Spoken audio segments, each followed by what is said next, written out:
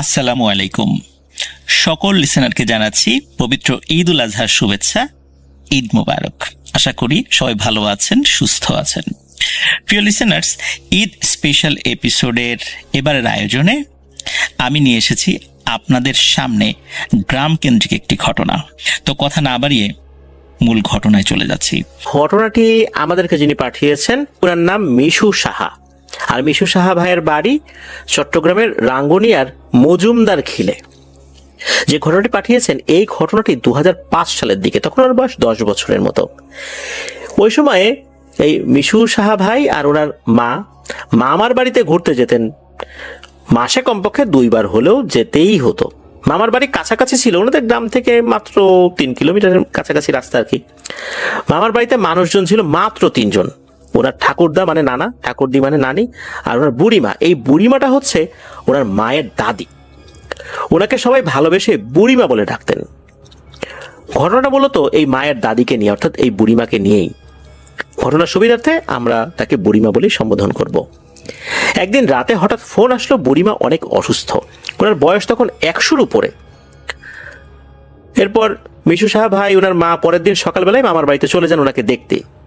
গিয়ে দেখলেন ওনার অবস্থা খুবই খারাপ, শুধু নিঃশ্বাসটাই আছে। শুরুতেই আমরা বলে রাখি, ওনার মামার বাড়ির পাশে আরেকটা ঘর ছিল, ওনার মায়ের জ্যাঠাদের ঘর। ঘরটা ছিল বাঁশের বেড়া আর টিনের সংমিশ্রণে তৈরি। ওই ঘরে 4 জন লোক বাস করত, রতন মামা, শিউলি মামি আর ওনাদের 2 সন্তান। এই শিউলি মামি বুড়িমাকে খুবই আদর যত্ন করত। যেহেতু মামার বাড়িতে তেমন কেউ থাকতো না, তাই উনি বুড়িমার সেবা যত্ন করতেন। বুড়িমা অসুস্থ হলেও দেখাশোনা করতেন। এক কথায় অনেক ভালোবাসতেন বুড়িমাকে। ঠিক এইবারও বুড়িমা অসুস্থ হওয়ার পর ওনার সব রকম কাজ ওই মামিই করেছিল। যেদিন ওনারা বুড়িমাকে দেখতে গিয়েছিলেন, এর পরের দিন সকালেই বুড়িমা মারা যান। ওনাদের চোখের সামনেই মারা যান। বুড়িমাকে ওনাদের হিন্দু ধর্মের রীতি অনুযায়ী শ্মশানে নিয়ে যাওয়া হয়। ওনার দেহটি আগুন দিয়ে সৎকার করা হয়। সব কাজ শেষ হলে ওনারা ওনাদের বাড়িতে চলে আসেন। বুড়িমা মারা যাওয়ার 4 দিন পর মামার বাড়ি থেকে শিউলি মামির ফোন আসে ওনার মায়ের কাছে, মানে মিশু সাহা ভাইয়ের মায়ের কাছে। শিউলি মামি ফোন করে ভয়ঙ্কর একটা বিষয় বলেন। সেটা হচ্ছে, সন্ধ্যা ঘনিয়ে রাত হয়েছে, ঘড়িতে রাত 8টার কাছাকাছি। ঘরে উনি একাই ছিলেন। দরজা জানালা বন্ধ করে উনি রান্না করতে গেলেন। হঠাৎ রান্নাঘরের দরজায় ঠক ঠক ঠক ঠক শব্দ। একটা বৃদ্ধা মহিলা কাঁপো কাঁপো গলায় বলছে, হে শিউলি, দরজা খোল। উনি প্রথমে চিন্তা করলেন, এত রাতে কে আসলো রে? ভালো করে আওয়াজটা শোনার চেষ্টা করলেন। আরে, এ তো বুড়িমার কণ্ঠ। উনি তো 4 দিন আগেই মারা গেছেন। ওনার শরীরে তখন ঘাম আসা শুরু হয়েছে। এটা কিভাবে সম্ভব? মনের ভুল ভেবে আবার রান্নায় মন দিলেন। এরপর দরজার বাইরে আবার ঠক ঠক ঠক ঠক শব্দ। শুধু দরজার বাইরে না, একই সাথে রান্নাঘরে যে জানালা রয়েছে ওই জানালাতেও শব্দ হচ্ছে, একই সাথে দরজা এবং জানালায়। এরপর হলো কি, একই সাথে উপরে যে টিন রয়েছে টিনেও শব্দ হচ্ছে, দরজায় হচ্ছে, জানালা হচ্ছে, টিনেও হচ্ছে। মনে হচ্ছে এখনই পুরো রান্নাঘরটা ভেঙে ফেলবে। উনি তো ভয় চিৎকার করে উঠলেন। ওনার শব্দ শুনে পাড়ার সবাই দৌড়ে দেখতে আসলো। সবাইকে যখন উনি এই ঘটনাটা বললেন, কেউ তো বিশ্বাস করে না। সবাই তাহলে ধর্মিত মানুষ কেমনে ডাকতে পারে রে, কি সব উল্টাপাল্টা শুনছো, আর এটা শুনে চিৎকার চেঁচামেচি করতেছো, এটা বলে সবাই যে যার ঘরে চলে গেলেন। রাত 9টার দিকে এই মিশু সাহা ভাইয়ের দাদা, তার ভাইপোরা সবাই আসছে ঘরে। এরপর আর কোনো প্রকার শব্দ হয়নি, মানে ওনার স্বামী আর ওনার ছেলেরা আসার পর আর কি। এসব বলেই এই শিউলি মামি কাঁদো কাঁদো গলায় ফোনটা রেখে দিলেন। এরকম নাকি প্রতিদিন সন্ধ্যায় ওনার সাথে হয়, যখন উনি বাসায় একা থাকেন। এরপর যখন বাড়ির অন্য সদস্য চলে আসে তখন আর হয় না। শুরুর দিকে মিশু সাহা ভাই আর ওনার মা এই কথাগুলো বিশ্বাস করেন নাই। ওনার মা বলতেছেন, হয়তো বুড়িমাকে তোর মামি বেশি ভালোবাসতেন, তো তাই তার কণ্ঠটা কানে লাগতেছে, এখনো তার কথা চিন্তা করে হ্যালুসিনেশন হচ্ছে। এর 2 দিন পর মামার বাড়িতে একটা মন্দিরে উৎসব ছিল। সে উপলক্ষে মিশু সাহা ভাই ওনার মা মামার বাড়িতে বেড়াতে গেলেন। মন্দির থেকে ঘুরে এসে সন্ধ্যায় শিউলি মামিদের ঘরে বেড়াতে গেলেন। মামিকে ডাকাতে মামি ভয়ে ভয়ে দরজা খুলে দিল। কেননা সে চিন্তা করছে, আবার কে এলো, ভূত প্রেত নাকি। দরজা খুলে দেওয়ার পর ওনারা ঘরে প্রবেশ করলেন। শিউলি মামি আর মিশু সাহা ভাইয়ের মা রান্নাঘরে কথা বলছে দাঁড়িয়ে দাঁড়িয়ে। আর মিশু সাহা ভাইকে শিউলি মামি বলছেন, এই সামনের রুমে একটা বসার মোড় আছে, তো যা ওইটা নিয়ে আয় তোর মায়ের জন্য। তো মিশু সাহা ভাই তার মামির কথা মতো মোড়া আনতে গেলেন। মামিদের ঘরটা ছিল অনেক বড়। রান্নাঘর থেকে সামনের রুমে যেতে 3টা রুম অতিক্রম করতে হয়।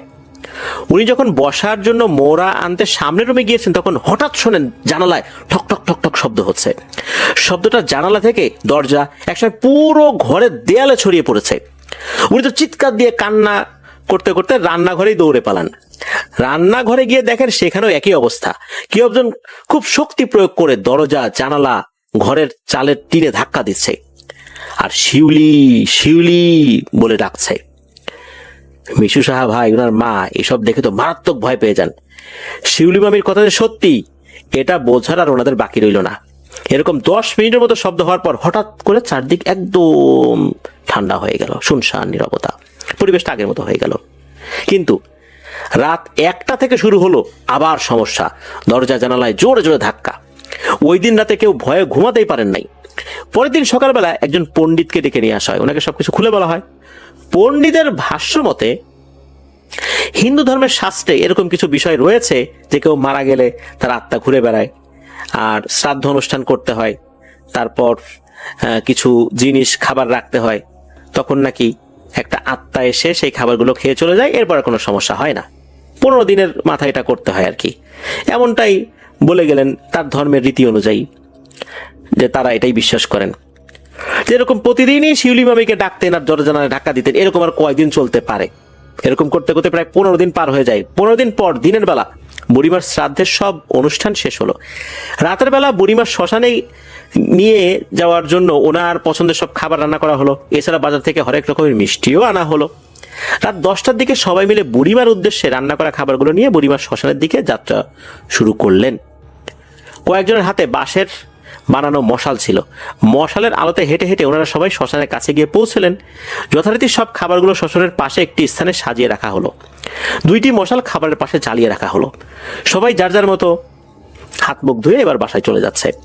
এবার এই মিশু সাহা ভাই আর ওনার এক মাসতুতো ভাই, মানে খালাতো ভাইকে উনি বললেন, বা এই 2জন মিলে চিন্তা করলেন যে আমরা আজকে দেখবো রে বুড়িমা কিভাবে পাখি হয়ে খাবার খেতে আসে। এখনকার যুগে এটা হয় নাকি, বা আসলে ব্যাপারটা কি দেখি তো। এটা বলাতে দেখা গেল যে সেই ভাইও রাজি। শ্মশানটা ছিল ওনার মামার বাড়ির পেছনের একটা পুকুর রয়েছে, ওই পুকুরের পাড়ে, খুব তো বেশি দূরে না। তো উনি আর ওনার সেই ভাই পুকুর পাড়ে একটা গাছের নিচে আড়ালে দাঁড়িয়ে রইলেন, কখন বুড়িমা খেতে আসবে সেটা দেখার অপেক্ষায়। প্রায় 30 মিনিট দাঁড়িয়ে থাকার পর হঠাৎ দেখেন শ্মশানের পাশের বাঁশঝাড় থেকে কুকুর টাইপের কিছু একটা, এটা কি কুকুর, শেয়াল না অন্য কিছু, এটা দূর থেকে ওভাবে বোঝা যাচ্ছে না, তবে মনে হচ্ছে কুকুর টাইপের কিছু একটা, এটা বের হয়ে শ্মশানের দিকে যাচ্ছে। তখন মশালগুলি নিভু নিভু অবস্থায় চলে এসেছে প্রায়। মশালের হালকা আলোতে ওনারা দেখলেন ভয়ঙ্কর একটা ব্যাপার। কুকুর টাইপের ওই প্রাণীটি শ্মশানের পাশে রাখা খাবার থেকে কিছুটা দূরে গিয়ে বসলো। প্রাণীটা এদিক ওদিক তাকালো কয়েকবার। হঠাৎ দেখলেন প্রাণীটা তার সামনের 2টো পা প্রসারিত করে শ্মশানে রাখা খাবারের দিকে এগিয়ে নিচ্ছে। এটা দেখে ওরা খুব ভয় পেয়েছিলেন, কারণ মনে হচ্ছে মানুষ 2 হাত দিয়ে কোনো কিছু যেভাবে ধরে ওইভাবে ধরলো। তখন শ্মশানের মশালগুলি প্রায় নিভে গেছে। চাঁদনি আলো ছিল, আর হালকা নিভু নিভু আলোয় যতটুকু ওনারা দেখতে পাচ্ছিলেন তাতে বোঝা যাচ্ছিল ওই প্রাণীটা তার সামনের 2টো হাত লম্বা করে দিয়ে ওই এক একটা খাবারের প্লেট বা যে ঝুড়ি যেটা ছিল ওটা ধরছে, আর নিমিষের মধ্যেই সেই খাবারগুলো খেয়ে ফেলছে। প্রায় 5 মিনিট ধরে সবগুলো খেলো। এরপর আবার যেভাবে এসেছিল সেভাবেই ওই শ্মশানের পাশের বাঁশঝাড়ের ভিতরে চলে গেল। এই কথা ওই সময় ওনারা কাউকে বলেন নাই, শুনলে বকা দিবে যে তোরা ওখানে বসেছিলি কেন। পরের দিন কৌতূহলবশত উনি আর ওনার সেই ভাই শ্মশানে গেলেন, যে আসলে কি ওনারা যেটা দেখেছেন ঠিক দেখেছেন। গিয়ে দেখলেন ওখানে কোনো খাবারই অবশিষ্ট ছিল না। প্রায় 50 রকমের খাবার দেওয়া হয়েছিল। এতটুকু একটা ছোট প্রাণীর পক্ষে এত অল্প সময়ে খাবারগুলি খাওয়া কিভাবে সম্ভব? তবে এরপর থেকে নাকি আর কোনো সমস্যা হয়নি। এটাই ছিল ওনার দেখা একটি ঘটনা।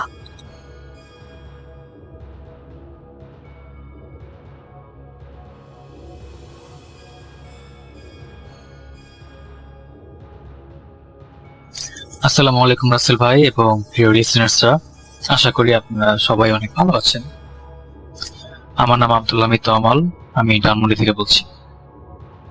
তো আজকে আপনাদের সাথে যে ঘটনাটি আমি শেয়ার করব সেটা আমার এবং আমার বন্ধুদের সাথে ঘটে যাওয়া একটি ঘটনা। আমি বলবো না যে ঘটনাতে এক্স্যাক্টলি সুপার ন্যাচারাল বা প্যারানর্মাল কিছু আছে, আর যে ঘটনাটি আমার সাথে ঘটেছে সেটা আমরা লজিক্যালি এক্সপ্লেইন করতে পারছি। তো আমি আর সময় নষ্ট না করে সরাসরি ঘটনায় চলে যাই। ঘটনাটি ঘটে 2023 সালের ফেব্রুয়ারি মাসে। আমি আমার সব বন্ধুদেরই ছদ্মনাম ইউজ করবো, আসল নামটা ইউজ করবো না ওদের প্রাইভেসির কারণে। আমার বন্ধু জিদান, সে মালয়েশিয়া একটা ইউনিভার্সিটিতে পড়ে। তো সেমিস্টার ব্রেকের কারণে ফেব্রুয়ারিতে সে বাংলাদেশে ব্যাক আসে। ব্যাক আসার পর আমাদের সব বন্ধুদেরকে একদিন সে তার বাসায় দাওয়াত দেয়। তো বাসাটি হচ্ছে সাভারের একটা সোসাইটির ভিতর। সোসাইটিটা খুব বড় এবং খুব সুন্দর। তো আমরা একদিন সব বন্ধুরা মিলে ওর বাসায় যাই এবং ডিসাইড করি যে যেহেতু অনেকদিন ধরে দেখা হয় না আর কথাবার্তা তেমন হয় না, সেদিন রাতটা আমরা ওর বাসায় কাটাবো। তো সারাদিন খুব ভালোভাবেই যায়। রাত্রেবেলা খাওয়া দাওয়ার পর আমরা সবাই ডিসাইড করি যে ছাদে গিয়ে ঘুরতে ফিরছি। ফেব্রুয়ারির শেষের দিক হওয়ার পরেও ওদিক সাভারের দিকে খুব ঠান্ডা ছিল, কারণ খোলামেলা জায়গা ছিল আর গাছপালাতে ভরা ছিল পুরো জায়গা সোসাইটি। তো দেখা যাচ্ছে যে আপনার এনভায়রনমেন্টটা খুব ভালো ছিল ঘুরতে শোনার জন্য। তো আমরা সবাই রাত 1:15টার দিকে ছাদে যাই এবং ঘুরতে শোনা স্টার্ট করি। তো আমি ওর বাসায় একটা ডিসক্রিপশন দিয়ে দিচ্ছি। ওর বাসাটি হলো আপনার সোসাইটির দক্ষিণ দিকে পুরো শেষ প্রান্ত, ওয়ালের সাথে লাগানো। আর ওয়ালের পর হলো খুব বিশাল বড় একটা জঙ্গলই বলা যায়, কারণ বিশাল বড় একটা স্পেস, সামনে হলো খালি মাঠ, আর পরে দূর দূরান্ত পর্যন্ত শুধু জঙ্গল আর জঙ্গল, গাছপালাতে ভরা।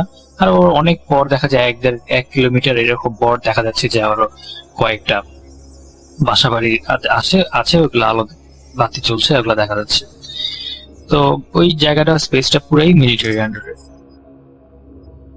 তো আমরা এরকম বলতে স্টার্ট করে দেখা যাচ্ছে যে আধা ঘন্টা 40 মিনিট হয়ে যাচ্ছে, কিন্তু খুব ভালো লাগছে না, স্টোরি গুলো এত ভালো লাগছে না। আর দেখা যায় সব একসাথে হওয়ার কারণে মাঝখান দিয়ে অনেক গল্প গুজব হচ্ছে, তো ওইভাবে মানে ক্লিয়ারলি ফোকাসও করতে পারছি না স্টোরিতে। তো আমরা প্রতিদিন শোনা বন্ধ করে ডিসাইড করি যে সবাই সবার পার্সোনাল কোন এরকম এক্সপিরিয়েন্স থাকলে ওইটা শেয়ার করবো। তো আমার এক বন্ধু বলে, আমার একটা আছে এরকম এক্সপিরিয়েন্স। আমাদের তো বাসায় ফ্যামিলি প্রবলেম হয়েছে অনেক, ব্ল্যাক ম্যাজিক হয়েছে আমাদের সাথে। তো দেখা যায় ওটা ছুটানোর জন্য রোকেয়া করছে। তো আমরা বেশিরভাগ বন্ধুরা এই রোকেয়া ব্যাপারটা বুঝতাম না, জানতাম না রোকেয়া জিনিসটা কি। আমার এক বন্ধু জানতো এবং সে লাভ দিয়ে উঠে হঠাৎ করে যে আসলেই তোর বাসায় রোকেয়া করা হয়েছে। তো তাহলে তো আসলে একটা রিয়েল স্টোরি, এটা কোনো ভুল ত্রুটি হওয়ার কথা না, কারণ যেহেতু তোর ফ্যামিলিও এখানে তোর ইনভলভ আছে। তা আমরা ওকে জিজ্ঞেস করি যে কেন, ব্যাপারটা কি কি রিয়েল কেন, রোকেয়া কি জিনিস। তো বলে যে রোকেয়া হলো ইসলামিক ওয়েতে জিন আসর করলে বা ব্ল্যাক ম্যাজিক করলে ওগুলো ছুটানোর যে পদ্ধতিটা, ওটাকেই রোকেয়া বলে। তো আমরা খুব এক্সাইটেড হয়ে যাই যে একটা রিয়েল ঘটনা আমাদের বন্ধুর সাথে ঘটেছে সেটা শুনবো, কিন্তু ও সেটা বলতে চায় না সহজে, কারণ ও বলে যে ওর ফ্যামিলিতে প্রবলেম হতে পারে এটা বললে। তা আমরা খুব জোরাজুরি করার পর সে বলে যে আচ্ছা, আমি যতটুকু পারি কম ডিটেলসে আমি স্টোরিটা বলবো।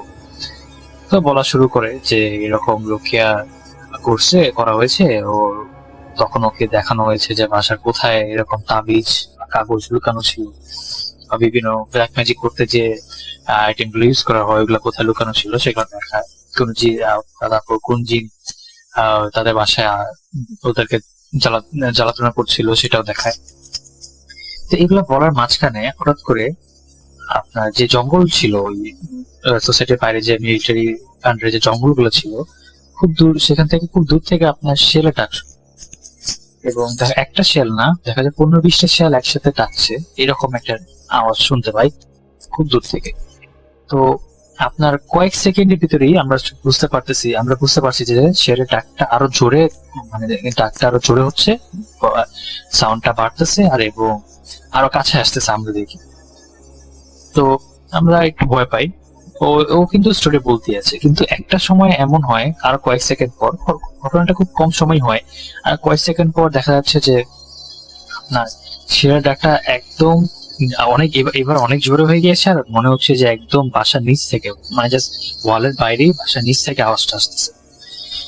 তো ওই দিন মেঘলা ছিল আকাশ রাত্রের বেলা, কিন্তু ক্লিয়ারলি সব দেখা যাচ্ছিল। আর এবং আপনার আমাদের বাসার যে মানে ওয়ালের বাইরে ফার্স্টের দিকে সামনে কিন্তু শুধু মাঠ ছিল খালি, ও পরের দিক থেকে একটু পরে গিয়ে জঙ্গলগুলা, গাছপালাগুলা। তো শেয়াল যদি এত সামনে এসে পড়ে তাহলে কিন্তু আমরা ক্লিয়ারলি দেখতে পারবো যে শেয়াল যে সব না দেখতে পারলে একটা দুটো তো দেখতে পারবো যে দৌড়াদৌড়ি করছে, কিন্তু আমরা মাঠে কিছু দেখতে পারি, মাঠটা পুরো খালি ছিল, কিন্তু ঠিকই নিচ থেকে শেয়ালের ডাকগুলো শোনা যাচ্ছে। আর খুব অনেক জোরে শেয়ালের ডাক, কারণ 15-20টা শেয়াল যদি আপনার বাসার নিচ থেকে চিল্লাচিল্লি করে, চিল্লাচিল্লি করে, অবশ্যই সেটা খুব জোরে হবে। আমরা খুব ভয় পেয়ে যাই। ও আমার বন্ধু তো স্টোরি কন্টিনিউ করতে পারে না, মানে এমন মনে হচ্ছে যে ওকে কন্টিনিউ করতে দিচ্ছে না ছেলে ডাকগুলা। তো আমরা খুব ভয় পাই, এবং আমি আমার বন্ধু জিদান একসাথে আয়াতুল কুরসি পড়া শুরু করি।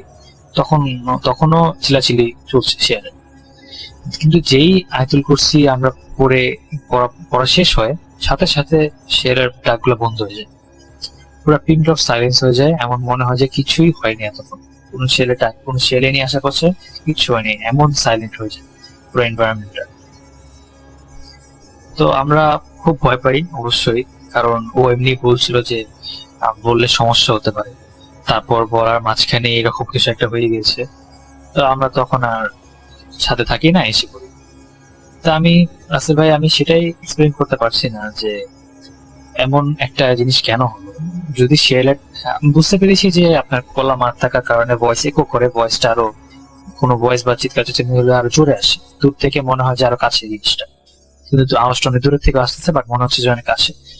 কিন্তু এমন একটা আওয়াজ যদি আপনার মনে হয় যে বাসার নিচে এসে পড়েছে, তাহলে তো অবশ্যই শিয়ালগুলো নাইলেও তো দেখা যাবে যে আপনার মাঠে আছে, বা গাছপালা থেকে বের হয়ে মাঠে এসেছে, এটা তো দেখা যাবে। বাট আমরা একটা শিয়ালও দেখি নেই সেদিন রাতে আশেপাশে, এবং প্রত্যেকটা শিয়ালের ডাকই আপনার আয়াতুল কুরসি পড়ার সাথে সাথে বন্ধ হয়ে গেছে। সেটা তো হওয়ার কথা না। শিয়ালের ডাক আয়াতুল কুরসি পড়ার সাথে বন্ধ কেন হবে?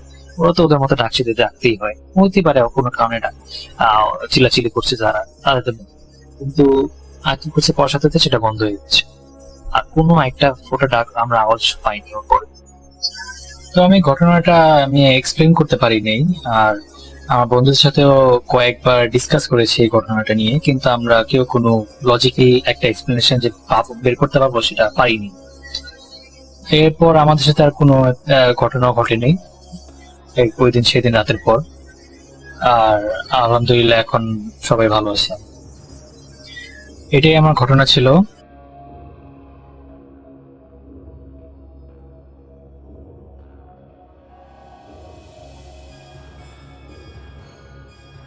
আসসালামু আলাইকুম, আপনাদের সবাইকে সাদর আমন্ত্রণ জানাচ্ছি। আমি আহমেদ বাবু। কেমন আছেন আপনারা? আশা করি সবাই ভালো আছেন।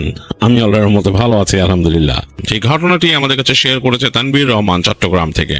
তানভীর মানুষ হিসাবে বেশ স্বাভাবিক জীবনযাপন করে, তার 8-10টা যুবকের মতোই সে চলাফেরা করে, এবং রাতের ঘুমের স্ক্যাজুলটা একটুখানি ডিফারেন্ট, যেহেতু আগে ঘুমিয়ে যায় সে, খুব বেশি রাত জাগে না, মোটামুটি রাত 11টা-12টার মধ্যেই সে ঘুমিয়ে যাওয়ার চেষ্টা করে। তো এরকম ভাবেই তার দিনকাল কেটে যায়। রাতের বেলা সে সাধারণত ঘুমের আগে তার নর্মাল কাজকর্ম করে একটু হয়তো মোবাইল ব্রাউজ করে সে শুয়ে পড়ে, ঘুমিয়ে যায়, এবং স্বাভাবিকভাবেই তার ঘুম হয়। ছোটখাটো 2-1টা স্বপ্ন দেখে, এভাবেই তার ঘুম হয়। কিন্তু মাস 2 আগে, মানে সেপ্টেম্বরের দিকে, তার মাঝে হঠাৎ একটা ছন্দপতন ঘটে যায়। যেটা হয় সেপ্টেম্বরের কোন একদিন গুমোট রাত্রিতে, তখন বেশ গুমোট আবহাওয়া ছিল, মানে বেশ থম মেরেছিল ওই দিন ওয়েদার রাতের বেলা। তো তানভীরের কেমন জানি লাগছিল, বেশ গরম গরম লাগছে। তো সে হেঁটে বারান্দায় যায়। তো বারান্দায় গিয়ে তাকিয়েছিল বাইরে, বেশ সুন্দর দেখা যাচ্ছে চারিপাশে, মানে অন্ধকার তার বাসার বারান্দা থেকে। বাইরের পেছন দিকটা দেখা যায়, ওখানে গাছগাছালি আছে বেশ। তো ওই সময় হঠাৎ আকাশ গুড়গুড় করতে থাকে। তো সে বুঝতে পারে যে বৃষ্টি আসবে হয়তো, মনে মনে একটু ভালো ফিল করে যে এই কোমর ভাবটা কেটে যাবে। তো এর মাঝেই হঠাৎ হালকা বাতাস শুরু হয়ে যায়, বুঝতে পারে যে গাছপালা নড়া শুরু হয়েছে এবং বুঝছে যে বৃষ্টি আসবে। বাতাস বেশ ভালো মতনই স্ট্রাইক করতেছে বারান্দায়। তো তানভীর ঘরে চলে আসে, এসে তার মতো সে শুয়ে পড়ে। তো অন্ধকার ঘরে সে বাতি নিভিয়ে ঘুমায়, নর্মালি ঘুমিয়ে গেছে অন্যান্য দিনের মতো, শুয়ে পড়ছে এবং ঘুমে তলায় গেল তানভীর। এর মধ্যে সে একটা বাজে দুঃস্বপ্ন দেখে। এই বাজে দুঃস্বপ্নটা খুবই ভয়ঙ্কর এবং ওটা মনে হচ্ছিল রিয়েলিস্টিক একটা স্বপ্ন সে দেখছে, যেটা মনে হচ্ছে চারিপাশে একেবারে নিকষ কালো অন্ধকার। সে কোন একটা জলধারার সামনে দাঁড়ায় আছে, যেখানে একটা পানির ধারা বয়ে যাচ্ছে, একটা খালের মতো কিছু, এবং সেটা কালচে বর্ণের পানি। এবং সেখানে সে দাঁড়িয়ে দেখছে যে পানি বয়ে যাচ্ছে এবং শব্দ হচ্ছে সরসর করে কালচে বর্ণের পানি। হঠাৎ পানির ভেতর একটা হাত তার পা চেপে ধরে টেনে তাকে পানিতে নামিয়ে ফেললো।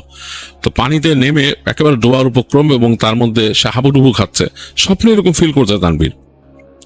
এবং এক পর্যায়ে সাঁতার কাটা শুরু করলো এবং সাঁতরে দূরে যেতে পারছে না, স্রোতের প্রতিকূলে সাঁতরাইতে হচ্ছে তাকে, মানে স্রোত যেদিকে যাচ্ছে তার বিপরীতে তাকে সাঁতরাতে হচ্ছে, বাট সে এগোতে পারছে না, তার দম বন্ধ হয়ে আসতেছে, এরকম একটা অবস্থা। তো এই পর্যায়ে তানভীর চিৎকার করতে থাকে স্বপ্নের মধ্যে, কিন্তু চিৎকার করেও মানে শব্দ হচ্ছে না, এরকম একটা অবস্থা, যেটা মানুষের বোবায় ধরলে যেরকম হয় সেরকম। তো এরকম একটা অবস্থায় এক সময় সে স্বপ্নের মাঝে মনে হয় কেমন একটা শব্দ শুনতে পায়, বেশ কেমন জানি খসখসে কণ্ঠে হাসির শব্দ। এর মাঝে তার ঘুম ভেঙে যায়। তো ঘুম ভেঙে লাফ দিয়ে উঠে তানভীর, উঠে বসে বিছনায় উঠে দেখতেছে যে রাতের বেলা বেশ বাইরে ঝড় বৃষ্টি হচ্ছে এবং বৃষ্টির শব্দ পাওয়া যাচ্ছে, বেশ পটপট করে বৃষ্টি পড়তেছে তার বারান্দার পাশে, জানলার মধ্যে বৃষ্টির ছাট লাগতেছে। এরকম একটা সময় সে উঠছে এবং পুরা রাত এই অন্য কোনো শব্দ নাই, ঝড় বৃষ্টির শব্দ ছাড়া বাসার মধ্যে নীরবতা এবং মাঝে মাঝে আকাশ গুড়গুড় করতেছে। তো বেশ ভয় লাগছে তার কাছে, বুকটা ধুক ধুক ধুক ধুক করতেছে। তানভীর চিন্তা করতেছে একটু পানি খেতে হবে। তো তার বিছানার পাশে পানি ছিল না, তাকে হেঁটে যেতে হবে সামনে ডাইনিং স্পেসে। তো সে ওঠার চিন্তা করতেছে, এই সময় তার রুমটার পাশে কিন্তু একটা ফাঁকা, মানে দরজাটা ফাঁকা, সেখান থেকে চলে গেছে পাশের দিকে। সে খেয়াল করে দেখলো যে তার রুমের পাশের দরজাটাতে সেখানে সে কিছু একটা দেখতেছে দূর থেকে। তো ওইখানে একটা আলনার মতো ছিল, তো সে মনে করলো আলনাতে কিছু কাপড় বা কিছু নাকি। তারপর দেখলো সেটা নড়ে উঠলো কাপড়টা। তো তানভীরের বুকের মধ্যে একটু ছেদ করে উঠছে, সে মনে হচ্ছে কি নড়তেছে। ভালো মতো খেয়াল করে সে দেখলো, হঠাৎ মনে হলো যে ওইখান থেকে সাদা রঙের কিছু একটা প্রায় 8-10 ফিট উঁচু ছাদে, তাদের একদম চালের কাছাকাছি উচ্চতা, সেটা হেঁটে নড়ে সরে গেল পাশে একটা কাপড় এরকম উঁচা।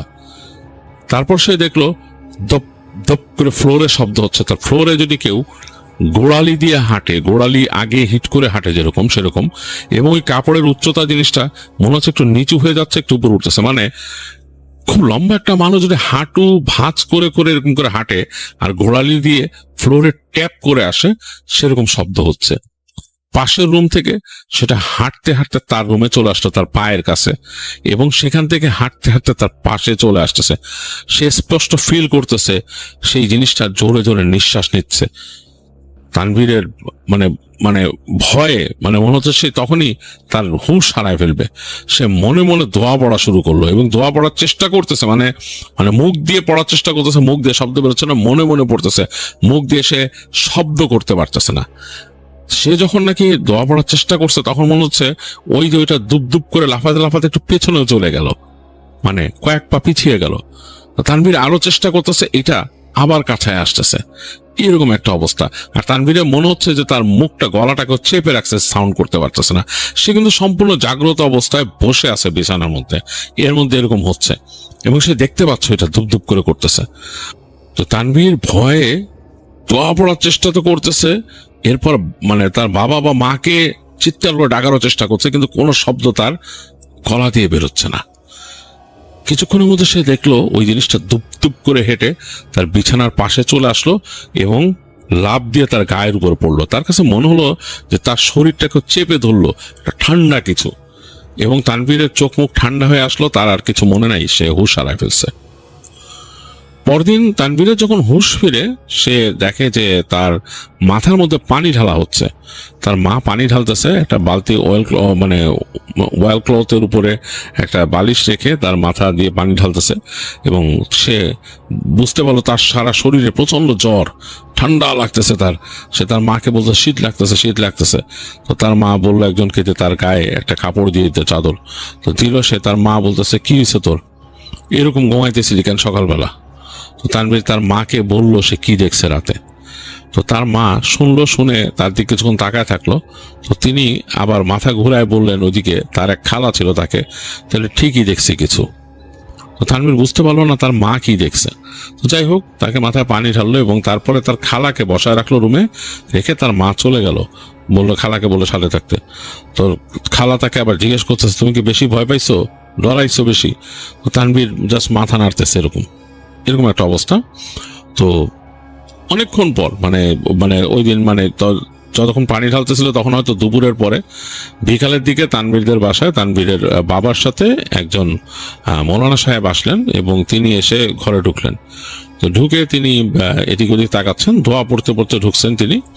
ঢোকার পর তিনি জিজ্ঞেস করতেছেন তানভীরের আব্বাকে যে কি দেখছে, তার মার কথা জিজ্ঞেস করতেছে কি দেখছে। তো তিনি বলতেছেন, তানভীরের বাবা বলতেছেন যে ওর মা দেখলো যে ওর উপরে কিছু একটা ঝুঁকা ছিল, এরকম কোন একটা এরকম আকৃতির মতো ঝুঁকে ছিল ওর দিকে। ওর মা যখন এখানে গেছে তখন ওইটা স্যাট করে সরে গেছে এখান থেকে, মিলে গেছে বাতাসে এরকম। তো মৌলানা সাহেব জাস্ট মাথা নাড়লেন। তো তানভীরের কাছে আসলেন।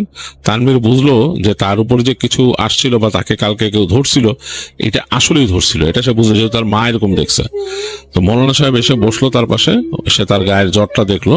তারপরে তাকে জিজ্ঞেস করলো বাবা কি দেখছো কালকে, তুমি কিছু দেখছো রাত্রেবেলা? তো তানভীর বললো যে আমি দেখছি। বলে কি বলে রাত্রেবেলা এরকম এই জিনিস হচ্ছে? তো বলে আচ্ছা। তো তিনি তখন তানভীরের সামনে বসে দোয়া পড়া শুরু করলেন। দোয়া পড়তে অনেকক্ষণ দিন দোয়া পড়লেন। দোয়া পড়ে বললেন যে ছেলেটাকে তো আসলে খারাপ জিন আসর করছে এবং সে আশেপাশেই আছে, সে তককে আছে, আপনার না থাকলে আবার এসে ধরবে ওকে। তো ওরে রুকাইয়া করতে হবে, আপনারা ব্যবস্থা করেন। তো তিনি বললেন তানভীরের আব্বাকে যে ঘরটার ভালো মতো মোছায় ফেলতে, পরিষ্কার পরিচ্ছন্ন করতে। তিনি ওখানে করবেন, আসন দিবেন, বসে যেটা করে আর কি, তিনি আসন দিবেন এবং আগরবাতি জ্বালাইতে বললেন। আর বললেন যে আপনি থাকেন, তার মা থাকেন, আপনারা দুইজন, আর কারো দরকার নেই, আর ও থাকুক, তারপর আমরা শুরু করবো রুকাইয়া। তো মোটামুটি এর মধ্যে ইমাম সাহেব বা হুজুর যিনি ছিলেন তিনি যে আসরের নামাজটা পড়ে আসলেন। আসার পরে ঘরের মধ্যে ততক্ষণ এরকম মুছে ফেলা হয়েছে, পরিষ্কার পানি দিয়ে, গোলাপ জলের পানি দিয়ে পরিষ্কার পরিচ্ছন্ন করে আগরবাতি জ্বালানো হয়েছে দরজা লাগায়। তারপরে তিনি রুকাইয়া শুরু করলেন তানভীরকে বসায়। তো দোয়া পড়তেছেন। তানভীরের কাছে মনে হয়েছিল যে তার শরীরটা আস্তে আস্তে হালকা হয়ে যাচ্ছে, সে মনে হচ্ছে বাতাসে ভাসতেছে। এরকম করতে করতে এক সময় সে আর তার কিছু খেয়াল নাই, তার মনে হচ্ছে যে সে জানি কেমন একটা জগতে চলে গেছে, এরকম মনে হয়েছে তানভীরের কাছে। কিন্তু সে পরবর্তীতে শুনছে কি হয়েছিল। তানভীর নাকি হঠাৎ করে চোখ মেলে, তার বাবা মা দুজন দেখে যে একেবারে ছেলের চোখ ডিফারেন্ট, পুরা এরকম চোখ মেলে হোয়াইট ভাবে তাকায় আছে, রাগম্বিত ভাবে। তখন বলতেছে যে কি ব্যাপার, আমার এখানে আনসাস কেন ওর উপরে আবার? তখন মৌলানা সাহেব বলেন যে এই ছেলেটাকে কেন ধরছিস, কি ব্যাপার, কি করছে তোরে? তো তখন তানভীরের কণ্ঠে ওই চিন্তা বলতেছে যে ধরবো না, ও মাগরিবের সময় কবরস্থানে ঢুকছে, ঢুইক্কা দাঁড়ায় ফোনে কথা কয়। আবার আমি ওইখানে বইসা ছিলাম একটা গাছের পাশে, আমার চুল ধরে দিছে টান দিয়া, আমার চুল ছিঁড়া ফালাইছে 2-3টা। তারপর আবার হাঁটা ধরছে ওখান থেকে, হাঁটতে চুলটা ফালায় আবার পাড়া দিয়ে গেছে চুলটা। ওরে তো শেষ করে দিব, হয়তো থাকতে পারবো না, ওরে তো আমি শেষ করব। তো তখন মৌলানা সাহেব বলে যে ও বুঝে নাই, ছেলে মানুষ হয়তো ভুলে করছে, সে তো বুঝে করে নাই, সে তো তোমাকে দেখে নাই, যাই হোক ওকে মাফ করে দাও, এরকম করো না, ওরে আর করো না, ডিস্টার্ব করো না, ছেড়ে দাও। যাই হোক, তখন ওই জিনটা নাকি বলতেছিল যে না, ও এরকম আমাকে অপমান করছে, আমি ছেড়ে যাব না। তো তখন মৌলানা সাহেব তাকে অনেক বুঝায় এবং সে দোয়া দরুদ পড়ে এবং বিভিন্ন রকম তার মতো করার পরে ওই জিনটাকে তিনি বলেন, বুঝাইতে সমর্থ হন যে যাতে ছেলেটা না বুঝে করছে, চলে যেতে ওকে ছেড়ে। তো তখন তাকে নাকি ছেড়ে যায়, তানভীরকে নাকি ছেড়ে যায়, আর বলে যে আমি কিন্তু ওরে হিসাবে রাখলাম, ও যদি আবার এরকম কোনো জায়গা দিয়ে যায় আর আমার সামনে পড়ে বা আমার আত্মীয় স্বজন কারোর সামনে পড়ে, তারপর কিন্তু ওরে কিন্তু শেষ করে দেবো, কারণ ওরে কিন্তু আমি হিসাব করে দিছি, ওরে আমি চিহ্ন দিয়ে দিছি, আমার আত্মীয় স্বজন ওরে চিনবো এখন থেকে। তো যাই হোক, হুজুর অনেক দোয়া দরুদ পড়ে তাকে ছাড়ায় আর কি, তার থেকে আলাদা করে। তো আলাদা করার পরে তানভীর নাকি এরকম এলায় পড়ে যায়, আর তার বাবা মা দেখে যে ছেলে এলায় পড়ে গেছে। তো তারপরে হুজুর বলে যে আপনারা বাতি জ্বালেন। বাতি জ্বালানোর পরে হুজুর দোয়া দরুদ পড়ে ফু দেন, তার পড়া পানি দেন এবং তার জন্য পড়া তেল দিয়ে দেন, বলে গায়ে মালিশ করে দিতে, গোসল করাইতে, এবং বলে যে ছেলেকে আপনারা একটু নজরে রাখবেন যাতে সে নামাজ কালাম ঠিক মতো পড়ে, আর এদিকে এলোমেলো সময় বেরোতে দিয়েন না। আর ওকে জিজ্ঞেস করেন পরে ওকে আসলে কবরস্থানে গেছিল, এরকম কিছু টান টান দিছে, এগুলো জিজ্ঞেস করেন। তো এগুলো বলে মৌলানা সাহেব বলে যে আসলে কিছু কিছু ব্যাপার আছে, কিছু কিছু সময় আছে যে সময়গুলোতে আসলে ঠিক না, মানে এরকম স্পষ্ট কোনো নিষেধ নাই, বাট ঠিক না।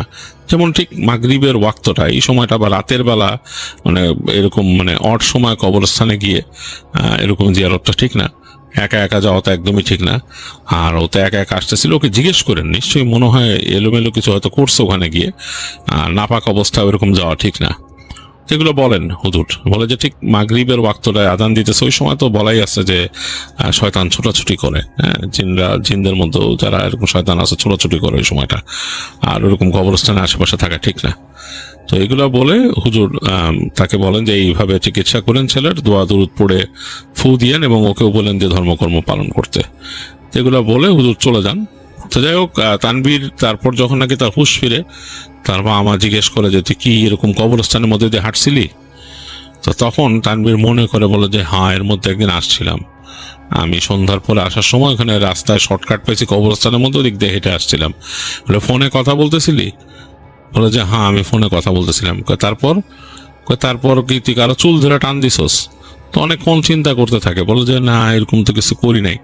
তারপর তানভীর হঠাৎ করে বলে যে আমি মনে হয় এরকম পেঁচানো লতা টাইপের কিছু টান দিছিলাম, কয়েকটা হাতে বাজছিল, আমি ফোনে কথা বলতে বলতে টান দিয়ে করছিলাম, ফালাইছিলাম, আবার দেখছিলাম হাতের মধ্যে কেমন জানি কসকস লাগছিল, আবার সেগুলো ফালাই দিছি। তো তখন তার মা বলে যে তুই ভালো করস নাই, এরকম যাবি না আর কখনো, এরকম ভুলেও যাবি না কখনো এরকম জায়গায়, এই জায়গায় এটা ঠিক না, রাত্রেবেলা সন্ধ্যার সময় মাগরিবের সময় সব জায়গায় যাবি না। যাই হোক, তানভীরকে এগুলো বলে।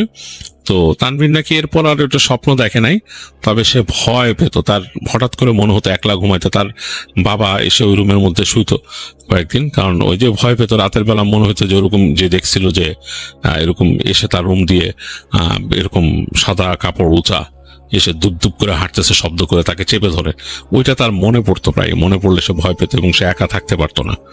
তো যাই হোক, এই ছিল তানভীরের পাঠানো ঘটনা, যেটা আপনাদের সাথে শেয়ার করলাম।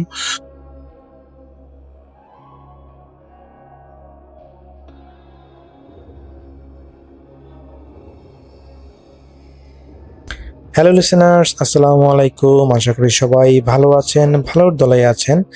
আমার নাম রিপন, আমি লালমাট থেকে বলতেছি। আপনাদের সবাইকে জানাচ্ছি ঈদুল আজহার শুভেচ্ছা, ঈদ মোবারক। আশা করি আপনাদের দিনগুলো ভালোই কাটতেছে। তো আজকে আমি যে ঘটনাটা শেয়ার করব, এই ঘটনাটা আমার নিজের নানার দাদুর সাথে ঘটে যাওয়া একটা ভয়ানক ঘটনা। তো আমি বেশি কথা নয়, সরাসরি ঘটনায় চলে যাচ্ছি। আমার নানার বাসা হচ্ছে লালমনিরহাট আদিতমণির সাপটি বাড়িতে, এবং তার দাদুর বাসাও একই এলাকাতে। তো সঙ্গত কারণে এখানে নানা এবং দাদুর নাম বলা যাচ্ছে না। এখানে আমি আমার ওই নানার দাদুর নাম মনে করতেছি যে তার নাম হচ্ছে শফিক সাহেব। তো এই শফিক সাহেবের সাথে একটা ভয়ানক ঘটনা ঘটে, সেটাই এখন আমি আপনাদের মাঝে শেয়ার করব। তো শফিক সাহেব ছিলেন একজন সম্ভ্রান্ত পরিবারের সদস্য।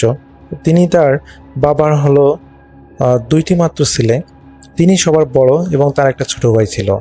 তো তিনি বিবাহ করার পর তিনি হলো তার সমস্ত সংসারের দায়িত্ব তার কাঁধে চলে আসে। তো এই শফিক সাহেব, তার ভাই ছিল ছোট এবং তিনি ছিলেন বড়। তো ছোট ভাই সেই সময় ছোট থাকার কারণে তার সমস্ত বাড়ির সমস্ত কাজ দেখা যায় তাকে করতে হতো, কারণ তার বাবা সেই বয়সে বৃদ্ধ হয়ে গিয়েছিলেন। তো পরবর্তীতে শফিক সাহেব বিবাহ করেন যেহেতু তার বয়স হয়ে গেছিল এবং তার পরিবার তার কাঁধে দায়িত্ব দেওয়া হয়েছিল, তো পরবর্তীতে তিনি পরিবারের সমস্ত কিছু ভরণ পোষণের দায়িত্ব নেন এবং তিনি সবকিছু সুন্দরভাবে চালিয়ে যান। তো এইভাবে চলতেছিল। তো যখন শফিক সাহেবের বয়স প্রায় 50 বছর হয়, সেই সময় তার জীবনে এমন একটা ঘটনা ঘটে যেটা তার জীবনে মানে তোলফাল করে দেয়। তো আমি সেই সরাসরি ঘটনায় চলে যাচ্ছি। উনি উনি বিবাহ করার পর ওনার 2টা সন্তান হয় প্রথমত, তার পরবর্তীতে তার 2টা মেয়ে হয়। তো এইভাবে তার হলো 4 সন্তান হয়। তো শফিক সাহেবের সংসার খুব ভালোভাবেই চলতেছিল। তো ওনার বাবার রেখে যাওয়া জমি, ততদিনে ওনার বাবা মারা গিয়েছেন এবং ওনার বাবার রেখে যাওয়া জমিগুলো তিনি নিয়মিত হাল চাষ করেন এবং সেগুলোতে বিভিন্ন ফসল আবাদ করেন।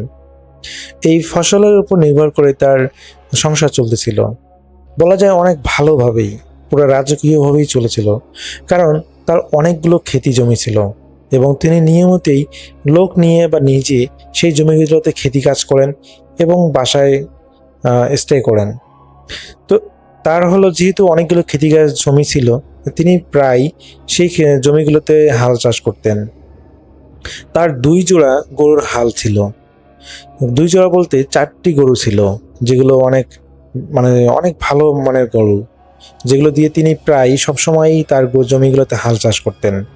যেহেতু তার বাবার অনেকগুলো জমি ছিল, তাকে দেখা যায় যে তাকে রেগুলারই কোনো না কোনো জমিতে হাল চাষ করতে হতো এবং সবগুলো জমিতেই দেখাশোনা করে চাষবাস করতে হতো।